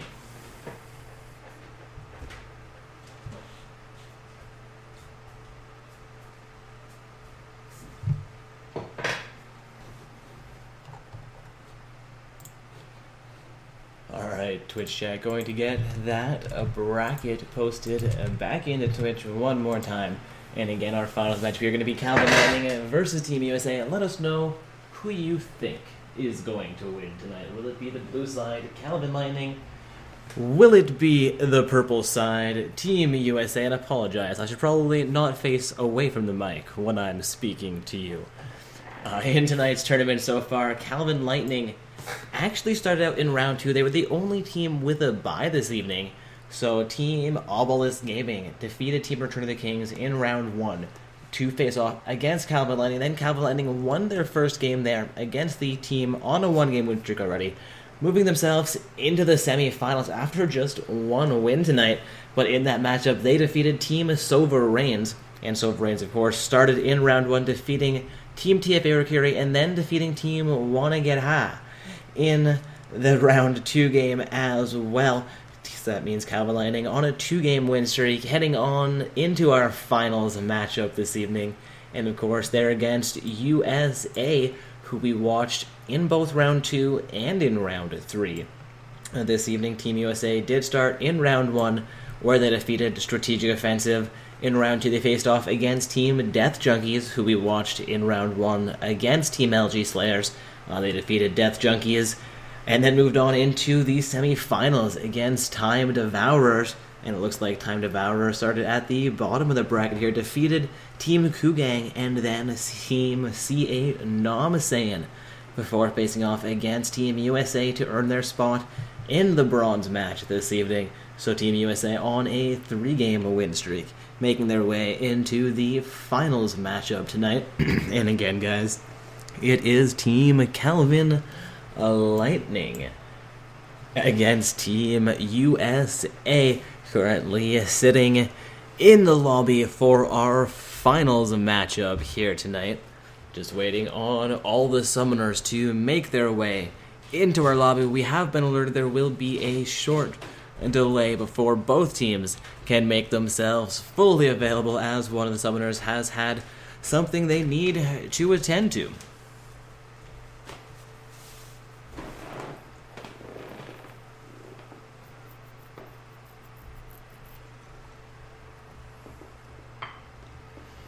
Looking down the team rosters here, the two teams I'm actually semi-familiar with. I recognize Hawkeye Six-Pack and Al Caplord as previous participants or tournaments, or as participants from previous not-so-stock gaming events, while Saigar, W-Boys, and Hot Red Steel I recognize as well, as I believe the remainder of their team, as well as both team names, having participated in previous events for us.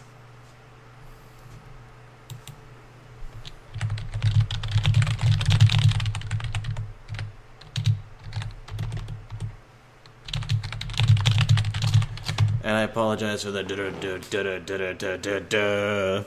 the gain on our new mic is fairly high here, and I use this mic for when I'm doing with Brick, since he comes over to my place and we sit in front of my big screen and we shoutcast the games together.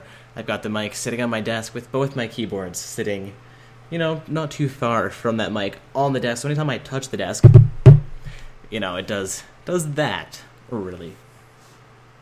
So I do apologize for that, guys. I do have to deal with admin things, keep everybody up to date on what's going on here, and sometimes I do have to type. So when you hear that in the background, again, I apologize. We will work on getting that, improved for future events. Well, in real life, duo casting sure sounds like fun. Wish I could join. It was weird the first couple times. We had my headset, and then I had a really crappy dollar store mic, and we considered getting 2 headsets, but then I was like, you know what, let's get a desk mic, and we did. We got a Blue Yeti. It's a really nice mic. It has a couple different settings onto it, so we're gonna get to play around with that over the next couple weeks, see what else we can really put this thing to do. It's supposed to be a fairly high quality, almost studio quality microphone, and you guys are hearing me. I'm a little bit quiet, a little bit probably maybe washed out a tiny bit, but I'm sitting in, I don't know, a 30 by 45 foot basement with terrible acoustics. So a headset might be a tiny bit better voice quality just because of the distance to mouth. But I'm sitting, I don't know, right now about 2 feet from the microphone. When me and Brick duo cast together, we're sitting a solid 4 or 5 feet away, and you guys can hear us fairly clearly generally. And again, just waiting on a few more summoners here to join us. We were alerted there will be a slight delay as we get ourselves into this finals matchup, hoping there aren't too many problems for that summoner, whatever has happened, taking him away from the League client momentarily. They should be returning fairly shortly.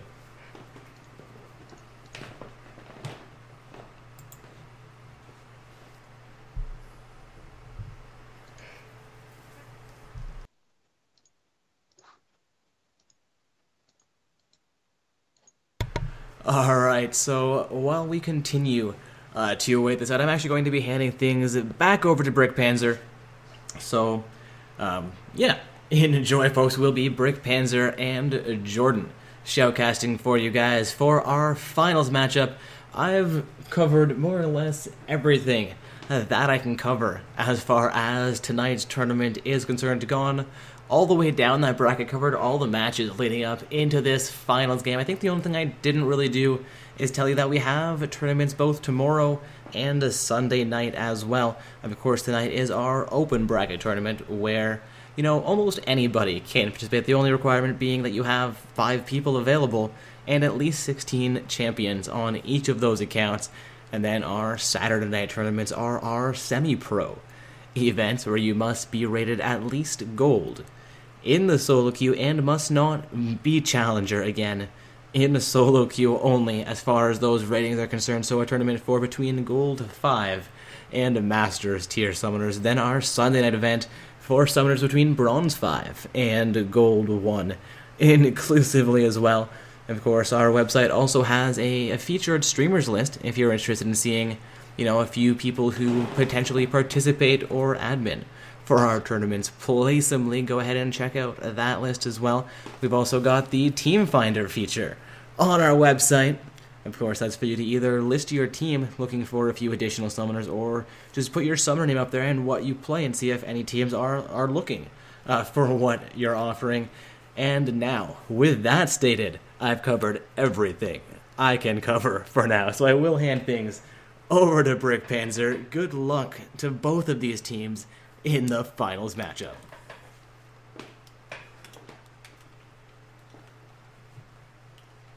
Hey guys, Brick Panzer here. Good to be with you for this finals match. Hello again, Jordan. Hello, and welcome back. Thank you. I was able to catch a bit of the last game. Definitely. Definitely seeing some great plays coming out from teams tonight. Lots of exciting stuff. So, should be a very exciting finals match. Definitely looking for both of these teams to put out solid performances and definitely earn that first place prize.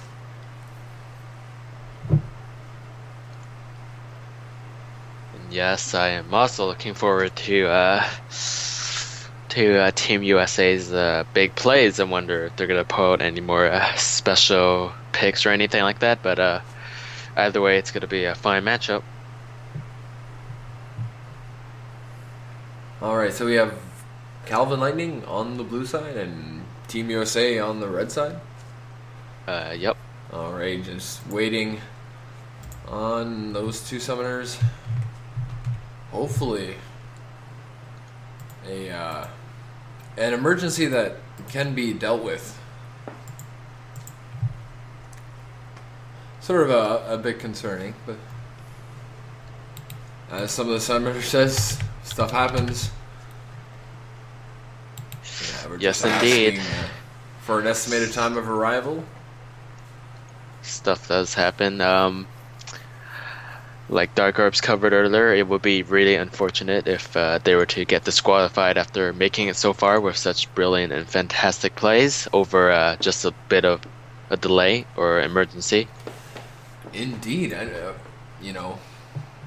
that would be the most unfortunate outcome, I would say, because then of course we would not have a finals match to watch. Yep. Both teams would lose out, really. I mean, yeah, I'm sure that they wouldn't complain about getting a free first prize, but maybe a bit of a hollow victory.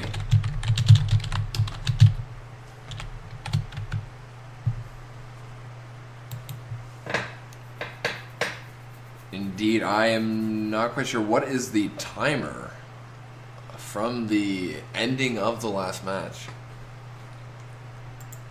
That is a good question here, looking like it's been exactly 16 minutes, so technically 1 minute past what the rules would technically allow, but again, with this being past the semifinals, we tend to allow for brief time extensions, though when it's on the stream it does occasionally lead to awkward pauses for us, a little bit of odd time filler required from our showcasters, which it goes beyond the scope of their general duties. Although,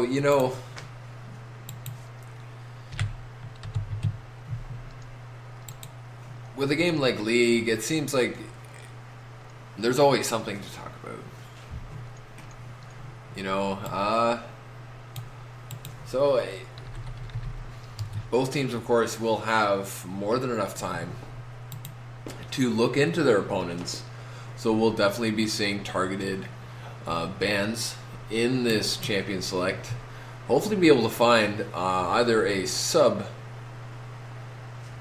and of course Challenger tiers are allowed in tonight's open bracket. That is a solo queue Challenger. 242 games won. That's an impressive number of games in the Challenger tier. I mean, it does take a number of games to get up there for a lot of players, but most accounts that you see really sitting and dominating the Challenger tier are sitting there maybe 100 games played, where they're sitting with, 80 wins and 20 losses, or 90 wins and 10 losses, just racking up the LP. Seeing people with high numbers of wins sitting in the Challenger tier, they work for it. They're good summoners and not just, a fluke win streak getting there. Absolutely. The consistency at that level is what sets them apart from the rest.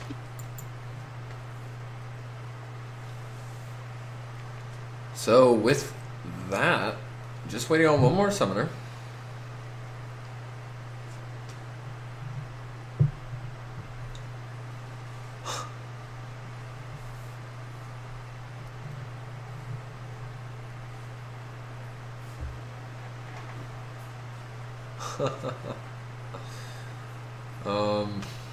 Yeah, some people like to play a lot of ARAM.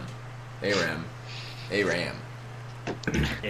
Yes, indeed. All random, all mid. It's kind of funny that that just got mentioned, as Clanran Sally was telling me no more than an hour ago that he was in an ARAM game with somebody who had just over 1,300 ARAM wins, which to me seems like a lot of wins in general. Indeed. That's a lot of wins. A lot of time, a lot of effort, a lot of grinding. I mean, it's fun though. That's why we do it.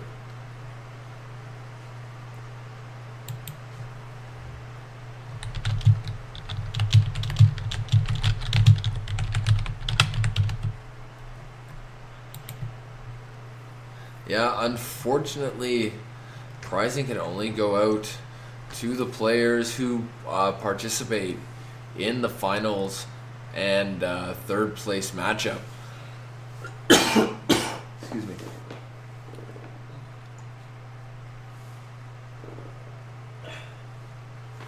Well, we do see the fifth player turning up. Hey, he has returned. We do have 10 summoners here. So once again, guys, handing things back over to Brick Panzer and to Jordan there, best ADC in Asia. You see is sitting in the spectator slot with us. So again, we are in our finals matchup here for tonight's Not So Stock Gaming Open Bracket Tournament. We have teams... Let me double check these teams. Calvin Lightning on the blue side. How can I forget this? Calvin Lightning on the blue side and USA on the purple side.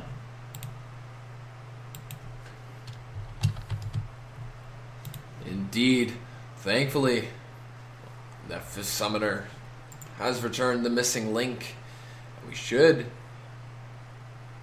Yet there is the affirmative. Should be getting into Champion Select for this finals matchup of the Not So Stock Open Bracket Tournament. We do have a challenger participant on the red side. Getting into this Champion Select, what will be the first ban? Victor, not surprising. I believe seen Victor played to victory twice in a row. Might have lost his lane against the Morgana in the first game, but I believe he was also played in the last game. Yeah, I believe so. And then was Vladimir top, or was Victor on the red side, the losing side? Victor was, I believe, on the red side against the Vlad. Yeah, they had the Urgot against Victor mid. Mm-hmm. All right. And it looked to me as though Urgot was winning that. All right, so we have LeBlanc, followed by Gragas as the bans here. I believe we saw Gragas taken to the jungle in the first game. Sejuani, very strong ban. Jungler, not a surprising ban there. Followed by Vi, another super strong jungler. So, one more ban and they'll be getting in to the picks. So,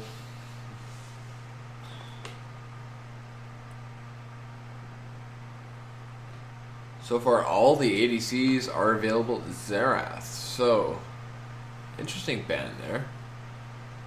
All the supports are available. All the top laners. Well, I mean, unless Victor, I guess, could be taking top. Gragas could be taking top. And so can Vi and Sejuani. Yeah. Indeed. Excuse me. Alright, so I mean, wouldn't be surprised if they go for the support or jungle first pick, leaving themselves, you know, more time to discuss the other laners and, you know, what kind of team synergy they want to do. Yasuo is open. Fizz as well, although Rek'Sai. Rek'Sai is open as well.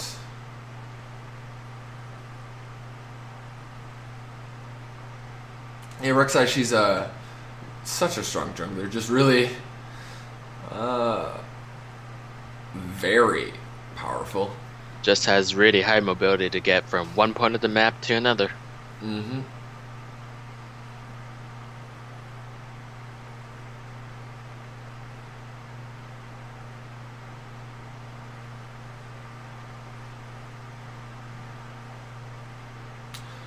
Nunu Thresh, a pretty good combination. Definitely, you know, team fights to AoE ultimates was really good lockdown. Well, lockdown from Nunu, slow from the Thresh. Yes, indeed. So, definitely good combination there. Very nice. Like I said, just going for that support and the jungle first picks. They're going to force someone open to a counter from this blue team. So it could be Pantheon top, Xin Zhao jungle. Xin Zhao top, Pantheon jungle. Bard. That would be very cool to see played at this level. The newest champion. Definitely support that. Oh, we do see the Silver Morgana locked in though. So definitely some nice. Ooh, the Urgot insta-lock.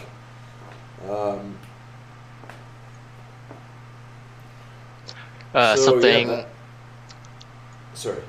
Yeah, it's just something I noticed that one of their players was switched out from last game for their subs. So last game's Thresh, who did really well, he got praised by us for his bad life hooks. He was switched out, so very interesting to see their sub play, their sub support play Thresh and see how it goes. Yeah, it'd be nice to see another follow-up. Thresh is just an all-around awesome support. Really, you know, fun to play when you get to a level where things become easier. Like, yeah. You know, once you make the transition to reflexes or like instinctive playmaking. So we do see the Ezreal locked in. And we also have the Challenger Urgot once again. Mm-hmm. That was a very well played Urgot by him last game. He basically got the ADC really low, perhaps even killed it, and did it quite a bit. compared to the enemy team's mid lane. I wonder if we might see the new. That is switched. We did see the Akali hovered for a second. I was wondering if we might see the new skin come out. But Yeah, Cho'Gath it is could be a very Rise. strong. Could be Rise top, Cho'Gath mid.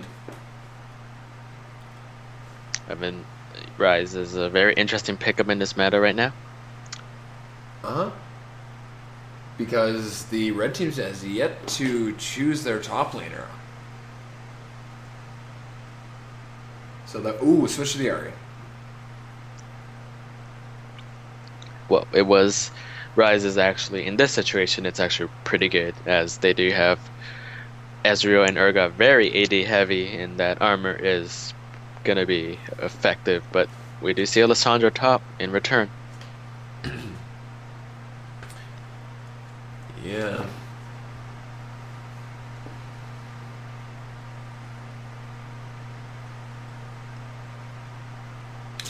So the Sivir ultimate working really well with Morgana ultimate, Ahri ultimate. Gives Rise an extra bit of speed. Rise isn't the fastest of champions. Rek'Sai has high mobility, but I mean Sivir ultimate never hurts there as well. But the Rise though does give him a bit of movement speed as well, though. That's true, eh? So could have locked that in sooner. But that will be the Lissandra top lane. Alright, so we have on the blue side Calvin Lightning. The Rise in the top lane, Rek'Sai in the jungle, Ahri in the mid lane, Sivir ADC and Morgana support. And Team USA with Lissandra top, Nunu in the jungle, Urgot mid, Ezreal ADC, and Thresh on support. In this finals matchup of the not so stock open bracket tournament, I am Brick Panzer, and I'm joined here tonight by Jordan.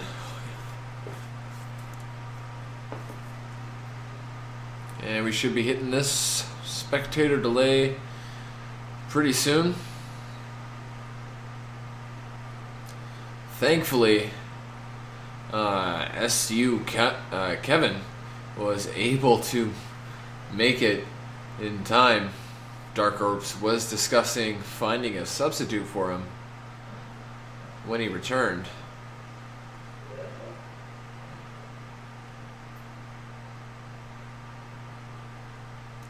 So, the Challenger Urgot, I think, probably gonna come through for the team. I mean, they have good team synergy. They have mid to late game.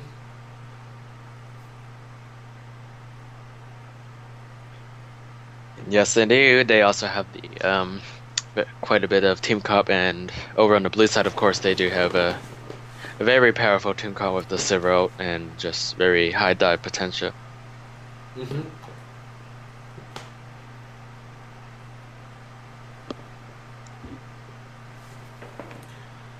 So let us know in the Twitch chat, those of you who have joined us, who you think is going to come out on top here. We have Calvin Lightning on the blue side and USA on the red side / purple side.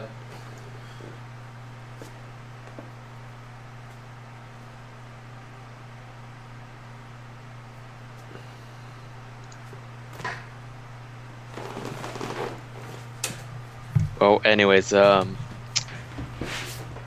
do you think will come out on top in your opinion? Personally, I think it's gonna be USA. Well, HG1GUYH thinks differently in the Twitch chat. He's putting his bets on blue team, but I'm putting my bets on purple team. I haven't personally seen blue team perform in the past semifinals, quarterfinals, but we all have seen purple team go through the brackets and make their way onto the podium, onto the remaining last finals, fighting for first place, and I think they've done really well. Ezreal's looking solid, Urgot's really solid, Thresh is looking pretty good, and basically their top and their jungler is extremely well. Absolutely, you definitely don't want that neuter to fall off. Because he definitely has to be able to tank any damage and CC on his way into the middle of the enemy team to get his ultimate off. Get that CC for his team to make things happen. Nunu will probably go Cinderhawk enchantment, I would imagine. Definitely follow that up with... Well, I mean, they have... Well, the Morgana, Ryze, Ahri. So that's three champions who, you know, will eventually start to put out lots of magic damage. So, I mean, Nunu might go for magic resist first, depending on, of course, if the bottom lane starts to snowball, build that armor.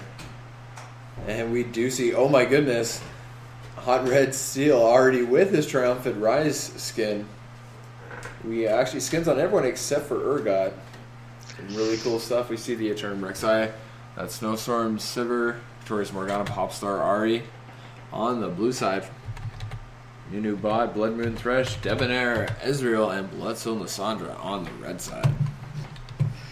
We are heading into the final game of the day. This is the final match, and it indeed will be Kelvin Lightning playing against USA in the finals of the match for today. Apologize for the black screen, guys. Looks like our hotkeys for OBS were broken. Just had to go in there manually get that set up. We did get there before any of the action occurred there, so again, just apologize for that one. Not your fault. Alrighty, we have hit the rift here in this finals matchup. We have HG1 GUIH lamenting the silence of the Twitch chat. Except for himself, of course. Again, if you're watching, don't be afraid to give a voice. We do see a Dark Binding land onto the Lissandra. She will dodge the charm, though, and get to safety under her turret. That will be a recall forced out there onto the red team. So already things happening for this blue team. We might see the caster's prediction go awry. I'm not gonna lie, basing a lot of my predictions upon that challenger Urgot. I'm not sure. The mid laner, I believe, is either diamond or platinum. So 2 to 3 tiers ahead. And of course, we saw that they had numerous ranked games played. So definitely not rusty. Yes, it will definitely be a very interesting game, and we're heading in onto the point where everybody leashes for their friendly and lovely jungler. Of course, give your jungler a good leash and you'll get good ganks. If you don't give him a leash, then he's never gonna gank you. That's basic solo queue rules. Yeah, pretty much. It's give and take. It's the balance. If you give him a leash, he won't be stuck in the jungle trying to farm because he has to recall, after. We see the Dark Binding connect. Did it hit? Did it connect? The Flay does come through. And the Ezreal poke onto the Sivir. Very nice there. The farm is... Whoops. Apologies to the... There we go.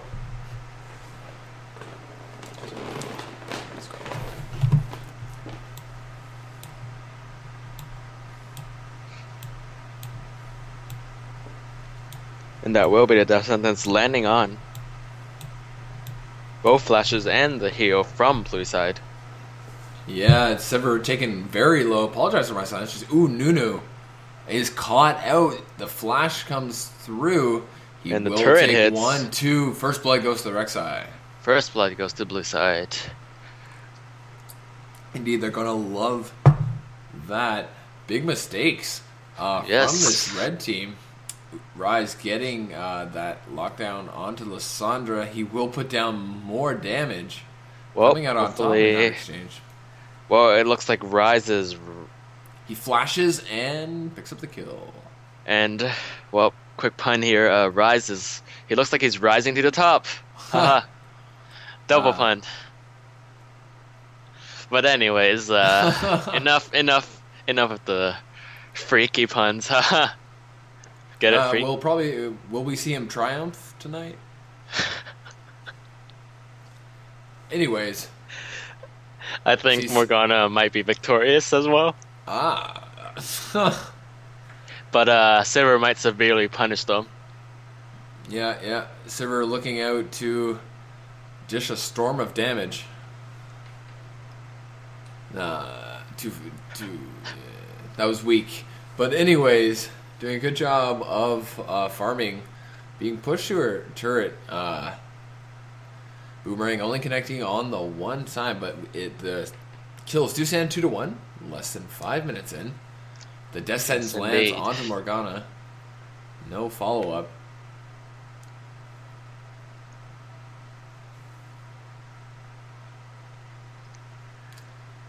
Oh, I see in the mid lane, Urgot's bullying Ari a bit. Yeah, he has hit that level 5 ahead of her. And Good stuff there. The farm is 35-19 in favor of Urgot. So, despite that 2 kill advantage from the blue team, we might be looking at an Urgot super carry. Yeah. Unless he gets... Thresh trying to make something happen. Both spell shields are popped in this bottom lane. Now the charm Urgot is gonna get ganked. Rek'Sai with the knock up, the ignite comes out, plus the flash. So And Urgot he goes will down be into taken Rek'Sai. down. And blue team does have 1,000 gold lead at 5.5 minutes. That's insane. Indeed, when you consider that Ezreal, and Urgot, and Lysandra are all up in farm. So definitely those kills being the blue team saving grace. They'll definitely need to keep that up or lose to the red team's overwhelming CS, pressure. And that, Lysandra picking up the kill onto Rise.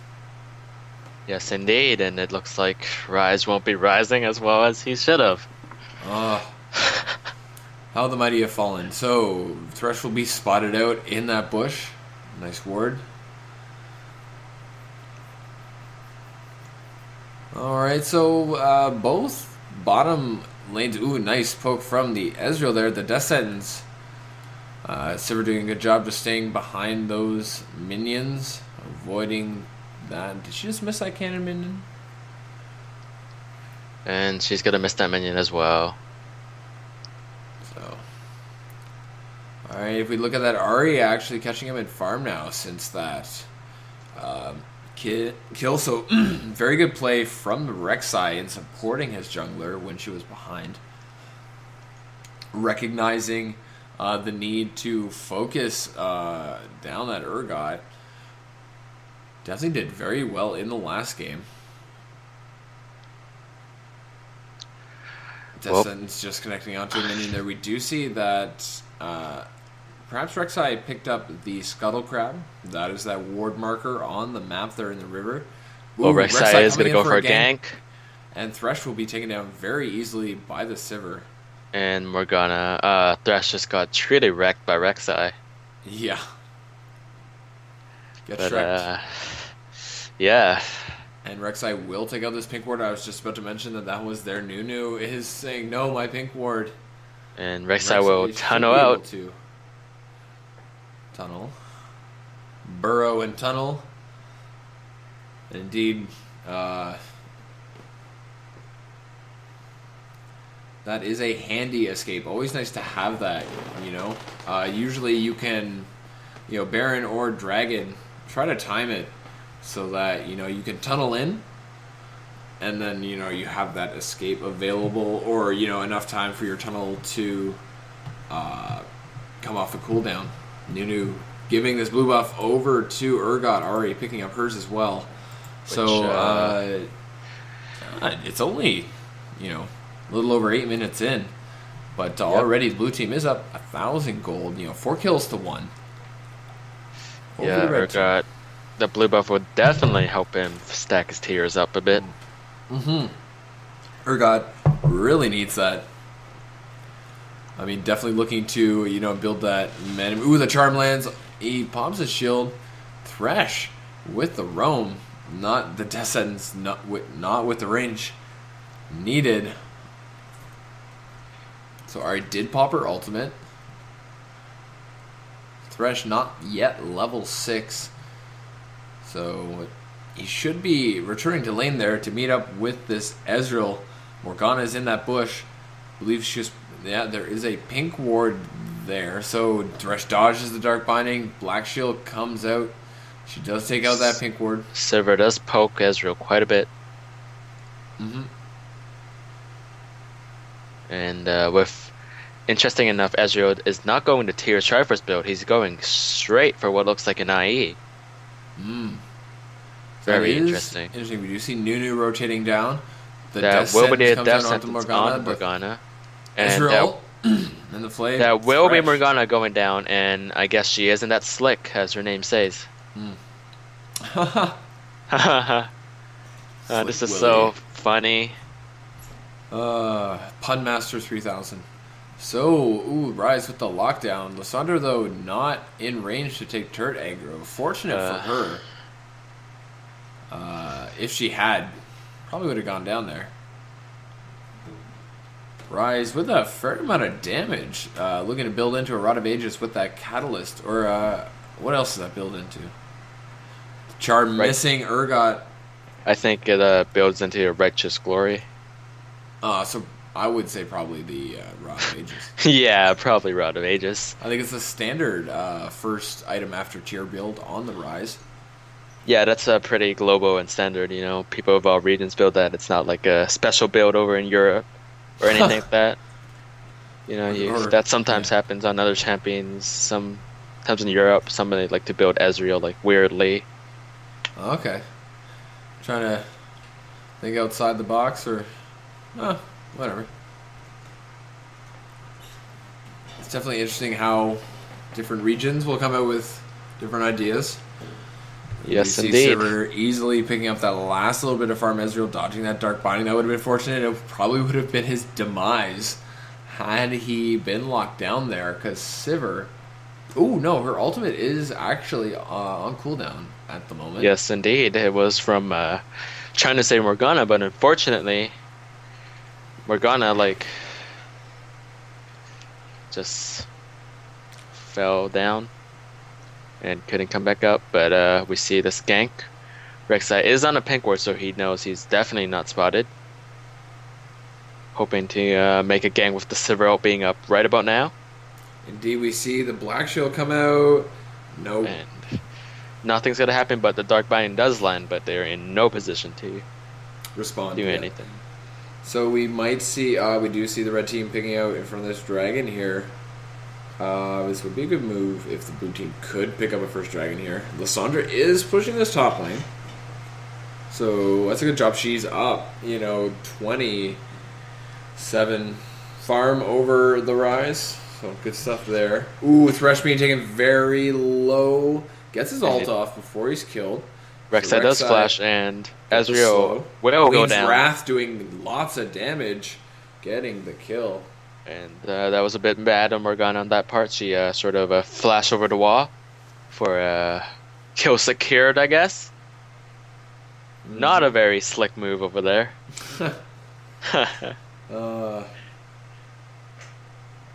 So this will be the first dragon of the game going over to the blue team. So the caster predictions. Wow, though, the farm differential for the red team, though, is surprising. Only Rek'Sai on the blue team coming out ahead in farm over the Nunu. Lysandra, up almost 30 farm over the Rise. Urgot up. She will take them over the Ari. Ironic enough, Rise is not as triumphant as he should be. Mm-hmm. And is definitely not rising up anymore. So Urgot getting damage onto this middle turret. Rek'Sai with the knockup. Gating does lots of damage from the Urgot. The ult comes out and he gets the shutdown. So And that'll yes, be it is. wonderful for him. He already has his Mana Mune, which upgrades into the Mira Mana. Yeah, very. I just love the Urgot ults and plays. It's just very fantastic and adventurous to see those. Yeah. Pretty cool animation for it as well. You know, I'm just gonna start spamming him in solo queue. It looks so fun. Just very fun indeed. Interesting champ, not your everyday average champ with its normal skill sets. Indeed, I believe I just saw something on like the league homepage featuring Urgot as the dark horse. So it's great to see him brought out tonight. See what they're talking about in action. Yes, indeed. So he's already as well, completed those boots of lucidity, which is going to help him, stack that 470 out of 750. So he's still got a ways to go, but he'll have completed that definitely before 20 minutes. Lissandra with engage on to Rek'Sai with engage onto Lissandra. Lissandra ulting herself under the turret. This will be a kill. Will be Rise coming out on top. And yeah, good stuff. That'll give him a bit of a lead, so hopefully he can, like you said, be triumphant in the late game. Yeah. And they do have the victorious Morgana, so maybe that's gonna help a bit. He's completed his Rod of Ages. He's only 385 out of 750 into... Rek'Sai might smite the Scuttle from Nunu. Oh. Interesting. It keeps on running away. The Dark Binding missing. Morgana ultimate connecting onto both. And that will be Silver taking down her. Threshold comes out. Silver does have the Boomerang Blade. Unfortunately, she missed the Boomerang Blade. Oh, she Very did. unfortunate. That would have been a kill. For sure. You see Thresh got away. He would have been taken out by one more auto as well. But looking in the mid lane, Urgot is just abusing Ahri so much. Turret going to the blue team in this bottom lane. Yes, it is. Like Silver will be able to put it there. Ooh, Morgana with the last hit.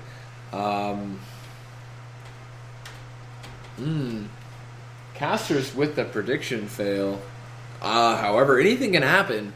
We are getting towards this late game. But mid lane and top lane and Urgot. Lissandra and Urgot are basically the people that red team's hoping for right now to carry them, as they are doing pretty slick in the game. Indeed. So, Ahri. Sorry, there's no way that charm was going to hit. But, definitely just wanting to deter Thresh, potentially out of range for his death sentence, So... Wow, that rise damage. Yeah. Very insane. Indeed, but unfortunately, mid lane is 12 HP. Sandra ult, and she picks up the kill. With the turnaround... And that's with that, even more insane. insane. At the first turret of the game for the red team, that is USA on the red side. Ooh, Ezreal and Urgot with the damage onto the Morgana. She is chunked very low. Ezreal picks up the kill. That is now 2 kills in a row for this red team. Ooh, Ahri with the damage onto Nunu. Well, it seems like our predictions might not be wrong yet. Indeed, Very well, Nunu Urgot flashes away. Ahri is taken out by the Urgot. The Dark Passage comes through. Going in, and Thresh will go down, but the server is really low, and Ezreal is not able to finish. But they will take the mid lane, which is 12 so HP. There's no way. 3 for 1, I believe. Yes, indeed. Also 2 turrets. Ooh, 3 for 2. Make that another death. 2 turrets. Yep. For this red team, the gold is now practically even. So we might see this red team start to turn things around. The dragon is up in 30 seconds, so that'll be a nice catalyst for an engagement. Yes, they see. Yes, as you can see, Urgot got his last whisper picked up, so he's going to be shredding quite hard. Indeed. But once Ezreal... And then it's potentially really... into Malmortius.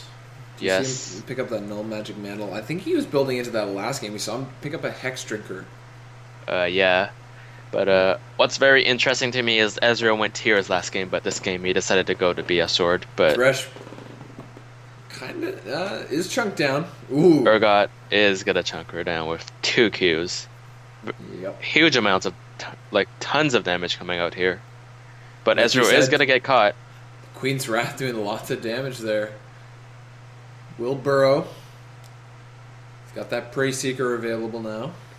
But red team does have the Nunu, which is very good for... The Death Sentence. Oh Ooh, my. Followed by the Get Charms. Thresh. He will not be taken down. Oh my god, the Lissandra right into them. Followed up by Into the Ahri. Ezreal. Ahri is forced out of that fight. Nunu only connecting onto the Rise, but that is enough. He is flashed away, and Urgot picks up the kill there. Thresh will And escape. Urgot will take down the kill with his long range Q, and Ezreal does take down the Silver with that E into the Arcane Shift Oh, into the Morgana Q. ult. And the Mystic Shot. And the Ice Blast, if it's... Yeah, I think it's the Ice Blast that took her down. And So that that- will be a 1 for 4, and they're turning things down, and they're now 2k gold ahead. Yeah, and they will pick up their first dragon of the game, so this is good. Only Ahri surviving that fight. A 4 for 1 in favor of Team USA. Urgot, just amazing amounts of damage, has upgraded to the Muramana now. Man, yeah. Yeah. Well, one thing's for sure is that he's And going the to put out Hextrinker. even more damage. So, into that Malmortius. All I can say is that red If team this game is... lasts long enough, you could probably build a Bloodthirster. Yeah. Would you go Bloodthirster or IE? Oh, and Urgot? Yeah. Oh, I wouldn't... Urgot isn't that good with Bloodthirster I... Blade of the Rune King? Yeah, something like that. Or maybe a Frozen Mallet. Yeah, that's actually... Because it's really good with his proccing. Yeah. So he can slow them, spam his Q. Yeah. And it gives cooldown reduction. Yeah, absolutely. And like an extra 30 damage, not entirely useless. So Yeah. Rek'Sai with the tunnel to escape the Dark Binding lands onto the Thresh. Lots of damage coming out from the Ahri. I think she popped the Ignite there, but a Yes, Dark she did. Passage with a little bit of a shield, and Thresh can recall. So Yeah, taking a so- Summer Spell there. Ouch! 1 Q is half of Ari's life, and make that... And 2 she's Qs, almost 3 dead. Qs. Ooh, the Nunu ult just not. Ezreal does have to ult, though, if he chooses to shoot it randomly and maybe get the kill. Well, I do not think he's going to risk it at this point. Oh, the Dark Binding, yeah. Taking out those Rek'Sai tunnels will give you But Urgot an is- easy prediction. Is really good at zoning right now. If you get poisoned, you have no choice to do but to back off unless you want to get killed. So what's interesting is, ooh, another Dark Binding on the Ezreal. Oh Rise my. with that damage. Picks up Rise the killing kill. Ezreal with the AoE damage, is shredding them. Indeed, Morgana with... That is... Rise just single-handedly changed the fight. Indeed. That was huge. 3 kills for 1 for That the AoE blue is ginormous, man. That AoE damage is... I believe Morgana picked up like a 4-man ult there, or it would have if Rise hadn't killed everyone. Yes, indeed. So great stuff. Well, coming the out goal from that. lead is pretty much the same right now. Very interesting. Yeah, and with that middle lane turret there, even in turrets now, looks like And that is a Death Sentence landing, and that will not be deflated due to the Black Shield blocking it. Mhm. That will be the charm in Yeah, the orb. Ooh, That will be the legendary death sentence landing right between the minion, but the flame missing. And that will be the Trizop Barrage and the Arcane Shift and the Mystic Shot. And Rise will also be teleporting in the middle of the fight and joining them in. And the knock-up onto Ezreal indeed. Ari with the kill. So, red team... not with... Well, Urgot, no. Not quite connecting. So blue team doing a good job of not, crumbling after that. The red team, evened up the kill score and, got ahead in gold. And The blue Lissandra team- is caught out here. She is going to flash Ari and try to burst her down. She does burst her down. Unfortunately, she will go down to the auto attack from Rise. Indeed, a very nice, counterplay. There's no way I'm getting out, so I'll pick up a kill. Yeah, you're going down with me, I'm not going to die alone. So Ezreal getting this red buff. He does have the Triforce now, though. To be honest, because he skipped tiers, he's going the standard ADC build, or the quirky build, I would like to call it. His auto attacks are going to be a lot stronger, but his Qs aren't going to be as strong. But overall, his DPS should be a lot higher than the normal Ez build, Indeed. as they rely on his Q a lot. It looks like he's going for a Bloodthirster. Yes, I believe so. Corki. I've seen a lot of Corkis do the Bloodthirst. We see Rek'Sai engaging onto the Urgot here. This is a 3v1. Looks like he should be able to be taken down here fairly quickly with Boomerang. But he did almost take down Rek'Sai as well. Mm-hmm. But it seems like he's going to build a Spear Visage. When I play Corki, I actually go for an Infinity Edge after the Triforce, just because the Triforce does give you extra critical chance. So, it depends on the situation, of course. Yes, of course it does. Often, you can build a Bloodthirster and then a Last Whisper. Or Infinity Edge, Last Whisper. Or build the Rune King. Oh, I have not built a Blaze of the Ring King on Corki. I only do that when they have a Mundo Scion.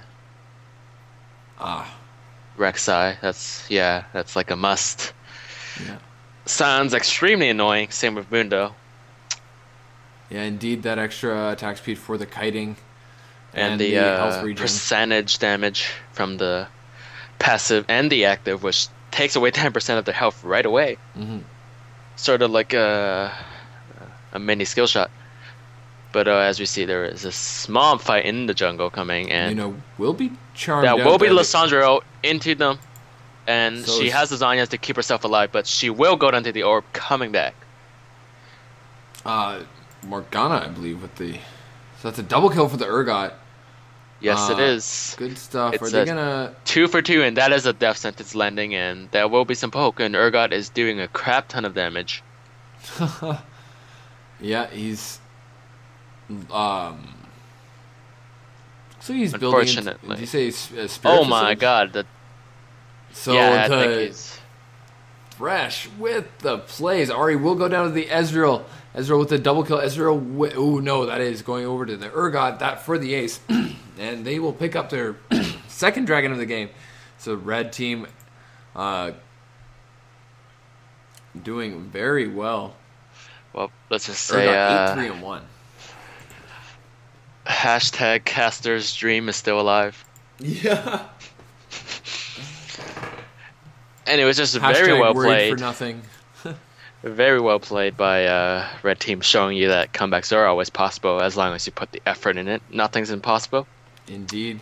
I would like to say a this would be the quote. point where Dark Corps does come in and say that statistically speaking, if teams pick up the first blood, they have a greater chance of winning. But red team, with just persistently, Urgot's almost 100 farm up on the Ari. Ari Yes, does have indeed. 9 assists. Only died 3 times, so I mean she is a positive KDA. Urgot just lurking in this bush, looking for this pickup onto the server. What do you think? He's at half health. On who? Urgot. Oh my god, engaging, Urgot's chunking. shredding. I think Silver's dead. Bye-bye, Silver. Yep. Oh, nope. The heal just in time. But she did get severely punished. Haha. Ah, yeah. Some people actually thought that her name is pronounced Severe. That makes a lot more sense why people would use that pun. That's pretty punny. Haha. Punny and funny. Yeah, indeed.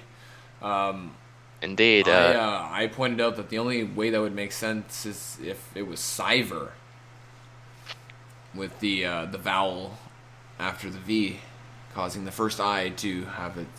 So, anyways, but we do see Rek'Sai is about half health here, so the red team might be able to make something happen on this middle inner turret. They are double up in turrets right now. Lysandra with the flash gets her alpha on herself. My God. Rek'Sai taken very low. Ari is so low. We do see the Morgana getting. We do see red team coming up on head, and Lysandra does E and does the KO, and Mystic Shot will mystically take him down. And Dark Passage will give him a passage out of the lantern or the way. Very nice Thresh. This Thresh is doing very well. So Ari got away and Rek'Sai got away. They were taken super low there, but that was a 3-for-0 and a turret for the red team. Rek'Sai oh my God, that's to sad. Make something happen. I thought he couldn't click on the Dark Passage for a second because the red buff was blocking it. But I think he's caught either way. Rip and Pepperoni, maybe? Another nope. Dark Passage. Oh, Ari nope. misses the charm. Lysandra with the ultimate is taken out by the Queen's Wrath. Oh my God, Ezreal. Ari's gonna ignite Thresh again like she did earlier, and he will not go down. And Urgot picks up the kill onto Ari for her trouble. Looking to make something happen on this Rek'Sai.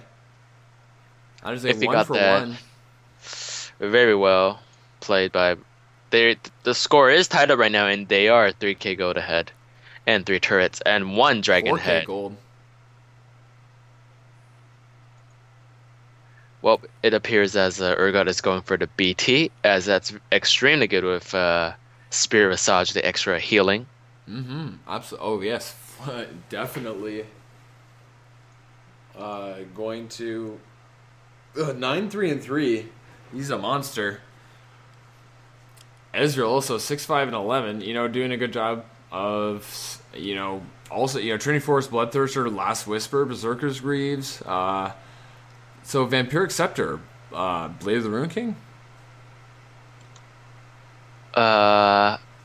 Very interesting. It has to be Blade of the Ruin King because the passive, it's unique on Bloodthirster. Essence so Reaver, cooldown reduction.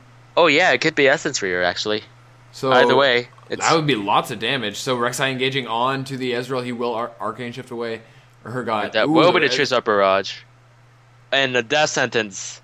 Rise. Oh, the Nunual does catch him out. He should go down yes, here. That will also be the Urgot ulting him right into the team of 4, killing them. I believe that's a misclick. Morgana accidentally hit Zanya's. Oh no. That's really bad. Now she can't ult Zanya, so Zanya's down, confirmed. Red team. Yeah, we do see Ezreal. Very sneaky. Even a Cloud9 sneaky would be very Lysandra with the ultimate, the Zonia, so that is Ari going down there. Morgana will... And Urgot will take down Silver, and that will be going over to Team USA. Yeah, they will have to juggle this fairly well. That is a 5-for-1 with the ace. But look at the damage that's coming out now. Yes. Oh, Nunu's almost going to go down. Same with Lysandra. But they do get into safety, and Ezreal oh my God! There we go, Nunu with the smite, and that will also be red team's turret, going down to the intense Winions, I would say. But either way, Silver got punished really hard, and Rise just didn't get the AOE damage he wanted to get off like earlier. He was locked down very nicely, I believe. He got Urgot ulted. And then Lysandra, Then, Nunu ult. Yeah. Nunu ult, and then after that, Lysandra was able to lock down Ari, Urgot even ulted him too. So, so for him. He had no chance. Yep. Well, statistically speaking, he did have a chance. I learned that from Dark Group. There's a possibility Of course, we do see Thresh. Nunu with the ultimate. The arcane True Shot Barrage comes out. Nunu has to flash Nunu away. will survive though, but that will be red team. Urgot is he missed his E. Very unfortunate, but that will be the Lissandra out onto Rise, and that will be the snare stopping the Urgot, and that will be the legendary Mad Life Death Sentence. Oh, very nice, forcing the Zhonya's. She'll be taken out. Oh my Sivir god, picks up the damage. kill. Oh, Sivir Rek'Sai will make go something down. happen on The Nunu. spell shield. Queen's Wrath, no, not enough. Ezreal will damage. dive into the base and not kill Ari. He will, And yes, he will actually after the Zhonya's. but Ari with a last second Zhonya's. This will be the first inhibitor turret of the game. going over to Team USA on the red side, followed by the inhibitor, with the death timers on there, and the Baron of minions. They back. They look up to pick up their third dragon of the game. So and so there's still an inner turret left in the top lane, but the bottom lane inhibitor turret would be the next one to go. And with this, they're up almost 10,000, about 8,000, 8,300. Well, all I know is that red team is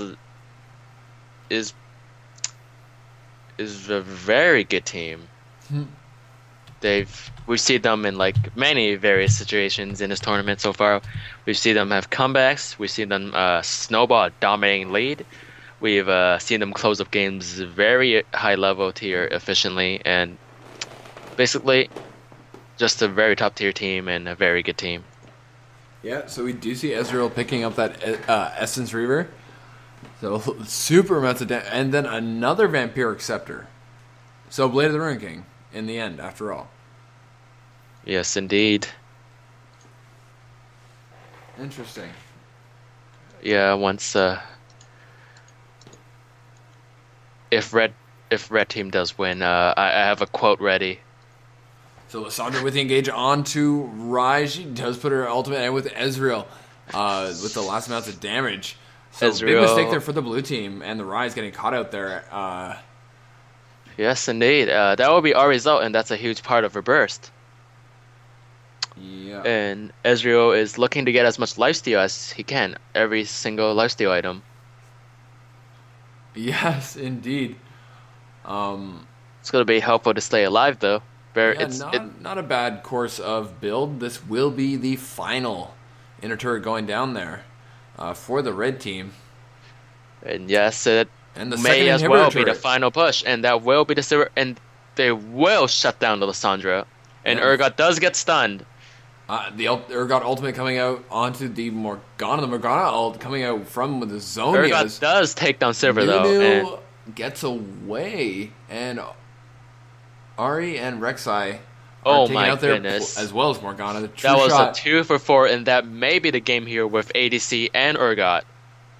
I believe that is the game, unless Rise can solely kill them all. And I don't think so. ladies and gentlemen, we have a winner. Yeah. It is USA taking the win for the finals tonight. And they Indeed. are victorious. Where And did triumphant. where did my quote go? Uh, Wait, no, it's a quote. Whoa. I got this, wait. Big congratulations to Team Yes, indeed. USA. That was a very well played game, and Oh. I just wanted to say that that was a very nice comeback because we saw them behind about 5k gold, right? Indeed, First Blood did go over to the blue team. Well, the first 2 kills actually, but we did see the top laner and mid laner come through in the end for the red team. That was Team USA on the red side. But since red team won, I just wanted to say this, that if you believe in yourself and have dedication and pride and never quit, you'll be a winner. That's an inspirational quote by Paul Bryant. Right on. Sad to say that for everyone. You can always be a winner. Never give up. Indeed. Also something to note, the Thresh with the follow-up to the God Thresh of the last game. And a follow-up Urgot as well. Just great stuff. Good to see. But Ezreal with the most gold in the game. 13, 5, and 18. Very impressive. Yeah, very impressive. Those global ultimates, really helping to get, those assists.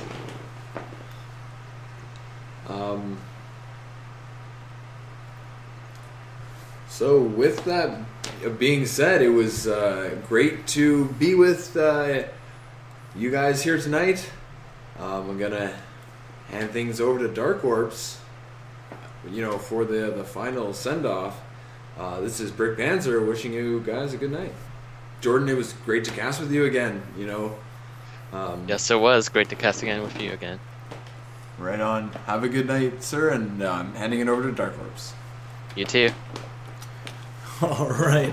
So our finals matchup has concluded, guys. And thank you again, Jordan, for joining us from round 2 all the way through to the finals this evening.